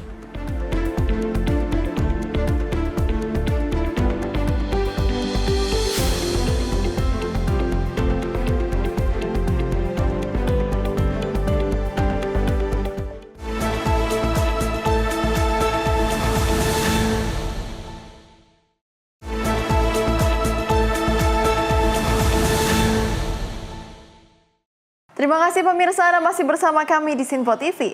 Kita lanjutkan ke informasi berikutnya dari Wakil Ketua DPR Dasko mengungkapkan bahwa pihaknya menyepakati revisi Undang-Undang Nomor 22 Tahun 2009 tentang lalu lintas dan angkutan jalan yang akan dipercepat. Selain kesepakatan tersebut, DPR juga akan mendorong ke pemerintah untuk memperpanjang SIM B1 dan B2 umum tanpa membayar PNBP hingga menyiapkan rumah subsidi bagi pengemudi logistik. Wakil Ketua DPR Dasko menjelaskan bahwa DPR akan mempercepat untuk membahas revisi Undang-Undang Nomor 22 Tahun 2009 tentang lalu lintas dan angkutan jalan dengan memasukkan beberapa hal yang telah disepakati ke dalam peraturan pemerintah. Dasko mengatakan selain kesepakatan tersebut, pihaknya juga menyepakati 3 poin yang diusulkan Asosiasi Pengemudi yang nantinya akan disampaikan langsung ke pemerintah. Poin pertama yakni DPR mendorong pemerintah agar dapat perpanjangan SIM B1 dan B2 umum tanpa membayar penerimaan negara bukan pajak atau PNBP. Sedangkan poin kedua, pemerintah mampu menyiapkan rumah subsidi bagi sopir logistik. Pasalnya, 90% pengemudi angkutan logistik tidak bisa mengakses perumahan subsidi. Adapun poin ketiga, yakni meminta pemerintah memberikan bantuan kepada anak-anak sopir logistik agar dapat bersekolah sampai perguruan tinggi, sekaligus memberikan KIP dan PIP. Ya, kesimpulan hasil rapat pada hari ini yang dihadiri oleh Kementerian Perhubungan, teman-teman Komisi 5 dari Kementerian Sekretariat Negara beserta Asosiasi Pengemudi Logistik Indonesia dan Rumah Berdaya Pengemudi Indonesia. Ada beberapa hal, yaitu satu, kita menyepakati revisi Undang-Undang Nomor 22 Tahun 2009 akan dipercepat dengan memasukkan hal-hal yang telah disepakati dalam peraturan pemerintah terlebih dahulu. Itu satu, untuk perpanjangan SIM B1 umum dan B2 umum itu tanpa membayar PNBP, kemudian mendorong pemerintah untuk menyiapkan rumah bersubsidi supaya pengemudi logistik bisa mengakses, dengan kemudian kita mensinkronkan dengan program 3 juta rumah dari Menteri Perumahan Rakyat, dan kemudian mendorong anak-anak pengemudi untuk bersekolah sampai dengan perguruan tinggi dengan mendorong anak-anak driver logistik mendapatkan KIP kuliah dan PIP. Dari Jakarta, Fahrizal Ahmad Amin, Sinpo TV melaporkan. Pemirsa, aksi pencurian motor di kawasan Bendasari Karawang berujung kejar-kejaran saat pelaku kegep dan juga nekat menjeburkan diri ke irigasi pada Rabu pagi 1 Oktober 2025. Peristiwa ini membuat warga heboh hingga berbondong-bondong melakukan pengepungan sebelum akhirnya pelaku berhasil ditemukan dan diamankan. Pencarian menggunakan eskavator. Seorang pelaku curanmor ketahuan hendak membobol motor milik warga pada Rabu pagi 1 Oktober 2025. Ketika asiknya dipergoki, pelaku langsung kabur dan nekat menceburkan diri ke irigasi. Sementara motor korban masih terpasang kunci T yang digunakan untuk membobol. Warga bahkan melakukan pencarian dengan menurunkan eskavator untuk menyisir irigasi demi memastikan pelaku tidak kabur lebih jauh. Setelah hampir 2 jam bersembunyi di semak-semak pinggir irigasi, pelaku akhirnya berhasil ditemukan sekitar pukul 8 waktu Indonesia bagian Barat dan langsung diamankan aparat untuk diproses lebih lanjut. Kejadian ini menjadi perhatian publik sekaligus peringatan bagi warga untuk lebih waspada terhadap maraknya tindak pencurian motor di wilayah Karawang. Aura Desmita, tim redaksi Sinpo TV melaporkan. Untuk memulihkan emosional pasca kebakaran ratusan rumah di Taman Sari, Jakarta Barat, puluhan anak-anak ini mengikuti trauma healing di Masjid Al-Muhajirin Taman Sari, Jakarta Barat. Selain menulis dan menggambar, anak-anak juga mengikuti berbagai macam permainan untuk pemulihan psikologisnya. Palang Merah Indonesia Kota Jakarta Barat bersama BPBD melakukan pendampingan psikologis terhadap anak-anak penyintas kebakaran ratusan rumah di Taman Sari, Jakarta Barat. Selain menulis dan menggambar, anak-anak juga dengan riang gembira mengikuti berbagai macam permainan. Anggota Palang Merah Indonesia Kota Jakarta Barat, Sekar Lady Arvila, mengatakan saat ini ada 35 anak yang ikut dalam program trauma healing. Selain itu, pendampingan trauma healing ini juga dilakukan untuk membantu para anak-anak dalam pemulihan emosional dan psikologis pasca peristiwa kebakaran yang terjadi beberapa hari lalu. Hari ini PMI Kota Jakarta Barat berkolaborasi dengan BPBD DKI Jakarta untuk melakukan dukungan psikososial bagi penyintas kebakaran di Kelurahan Tangki. Terutama saat ini sasaran kita adalah anak-anak sejumlah 35 orang atau 35 anak di Masjid Al-Muhajirin. Kemudian yang kita lakukan pada siang hari ini yaitu kita menyanyi bersama, kemudian melakukan menggambar, menulis, dan juga saling mengenali emosi masing-masing anak. Selain itu, tujuan dari psikososial ini adalah kita membantu untuk proses pemulihan kondisi emosional mereka supaya kondisi emosional jadi lebih baik kembali ke pasca sebelum bencana. Kegiatan pendampingan trauma healing ini akan dilakukan selama 3 hari ke depan. Diharapkan kegiatan ini dapat mengurangi trauma para anak-anak. Tim redaksi Simpo TV melaporkan.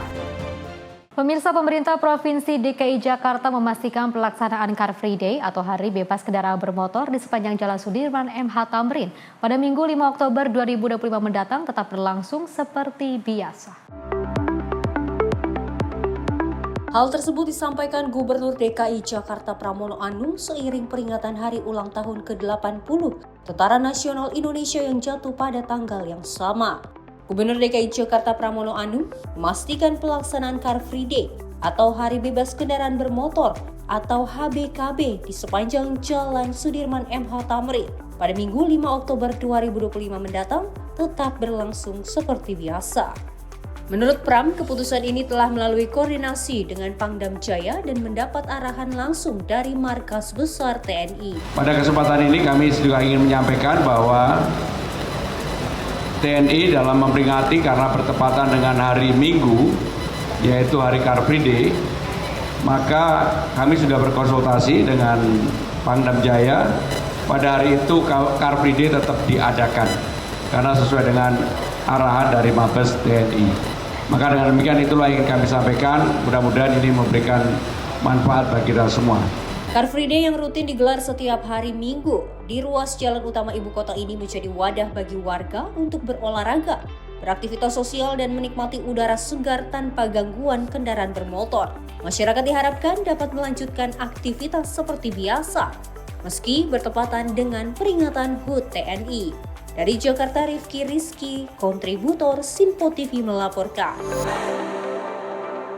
Pemirsa, anggota DPR Amerika Serikat ini menggelar sidang subkomite di kota Charlotte, North Carolina. Forum ini juga digelar untuk mendengar langsung keluhan dan desakan dari keluarga korban kekerasan. Peristiwa ini dipicu karena tragedi pada 22 Agustus di mana seorang pengungsi Ukraina, Irina Zaturska, tewas ditikam di depan penumpang lain. Pelaku De Carlos Brown Jr. ternyata sudah pernah ditangkap. Namun ia bebas berkeliaran setelah hanya diminta menandatangani janji hadir di pengadilan untuk kasus ringan. Kini Brown dihadapkan pada dakwaan pembunuhan derajat pertama serta 1 dakwaan federal. Keduanya berpeluang membuatnya dihukum mati. Dalam sidang subkomite, sejumlah keluarga korban lain ikut bersuara. Mereka menilai sistem peradilan Amerika terlalu longgar dan berulang kali gagal melindungi publik. Para saksi menyampaikan banyak terdakwa kejahatan berat dibebaskan sebelum persidangan, sehingga beresiko mengulangi perbuatan. Mereka mendesak adanya akuntabilitas yang lebih kuat serta reformasi hukum yang menjamin kasus serupa tidak lagi terjadi. Kemarahan publik semakin meluas setelah rekaman CCTV penyerangan dipublikasikan. Presiden Donald Trump dan sejumlah tokoh Republik menyalahkan Demokrat, yang mereka nilai lebih berpihak kepada pelaku daripada melindungi korban. Namun anggota Demokrat membalikan tuduhan itu, mengatakan Republik sendiri yang memotong anggaran penegakan hukum dan layanan kesehatan mental. Sejumlah pejabat menyebut fakta bahwa tersangka memiliki riwayat skizofrenia, menunjukkan adanya kekosongan dalam sistem. Kasus penusukan yang menggoncang Carlote ini menjadi simbol pertaruhan antara keamanan publik dan pertarungan politik di Washington. Tim redaksi Sinpo TV melaporkan. Pemirsa, sempat menjalani perawatan medis di Rumah Sakit Pelni Jakarta, Mary Sibarani MS, pemilik agen gas LPG 3 kg yang menjadi korban penusukan di kawasan Jalan Raya Patra, Durikepa, Kebonjeruk, Jakarta Barat, akhirnya meninggal dunia. Sementara itu, motif pelaku yang sudah ditangkap unit reskrim Polsek Kebonjeruk saat kejadian dipicu karena masalah hutang piutang sebesar ratusan juta rupiah antara pelaku dengan korban.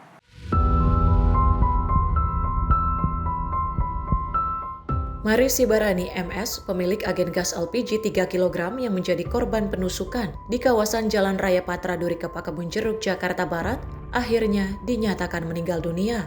Sebelumnya korban berusia 65 tahun sempat mendapat pertolongan medis di Rumah Sakit Pelni Jakarta Barat akibat luka tusuk senjata tajam di bagian punggungnya.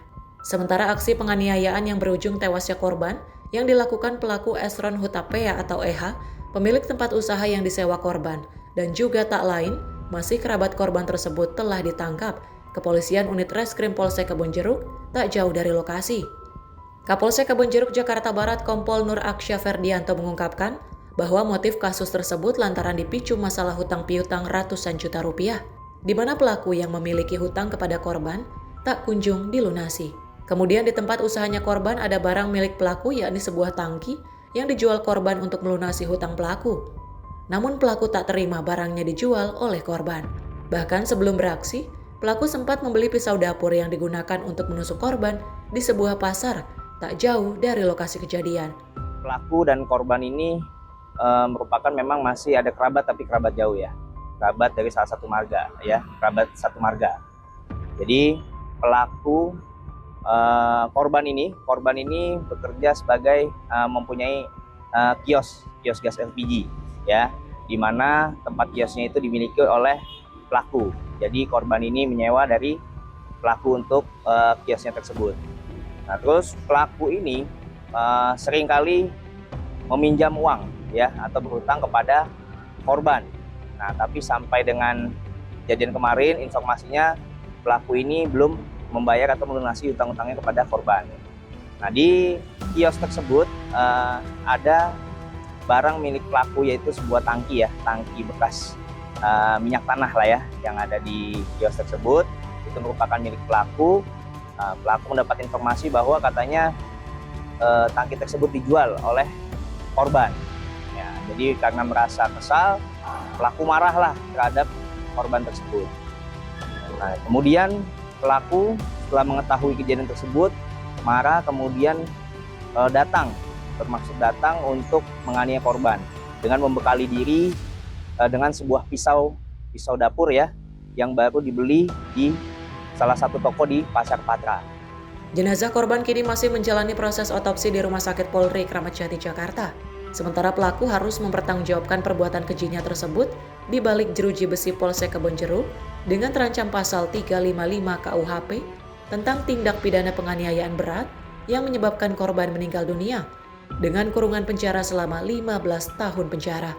Dari Jakarta, kontributor Sinpo TV melaporkan. Sangat disayangkan kalau misalnya kita melihat terkait dengan utang piutang. Memang kalau misalnya ada utang piutang ini kan agak riskan sekali ya, beresikonya juga cukup tinggi.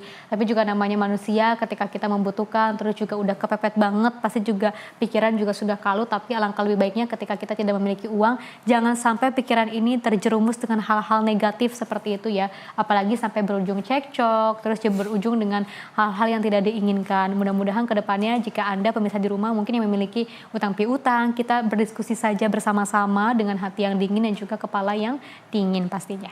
Pastinya hal tersebut sangat sekali disayangkan ya, sehingga berawal dari cekcok perkara hutang piutang sehingga akhirnya satu nyawa harus hilang, dikorbankan begitu saja. Betul sekali, dan tentunya yang sangat disayangkan sekali juga nantinya di akhiratnya nih Vesti, sehingga menimbulkan beban yang berkepanjangan, tidak hanya berbicara mengenai duniawi saja, namun juga di akhiratnya nanti kedua pihak menjadi tidak tenang. Dan semoga juga diharapkan nantinya teman-teman dan juga para pemirsa lainnya, misalkan kita memiliki sebuah masalah, alangkah baiknya jika dibicarakan terlebih dahulu secara baik-baik, dan semoga tidak ada lagi kejadian serupa di kemudian hari. Meskipun hal-hal seperti ini sangat sulit untuk kita hindari, tapi lagi-lagi semoga mental kita, psikologis kita, dan juga lebih persiapan sehat diri ya. kita betul sekali. Jadi kalau misalnya kita tidak siap, lebih baik tidak usah ada permasalahan hutang piutang dibanding berkepanjangan. Ya pemirsa, informasi tadi sekaligus mengakhiri jumpa kita. Saya Feci Rahmadi. Dan saya Priska Priscilla, mewakili seluruh kru yang bertugas, pamit undur diri. Terima kasih dan sampai jumpa.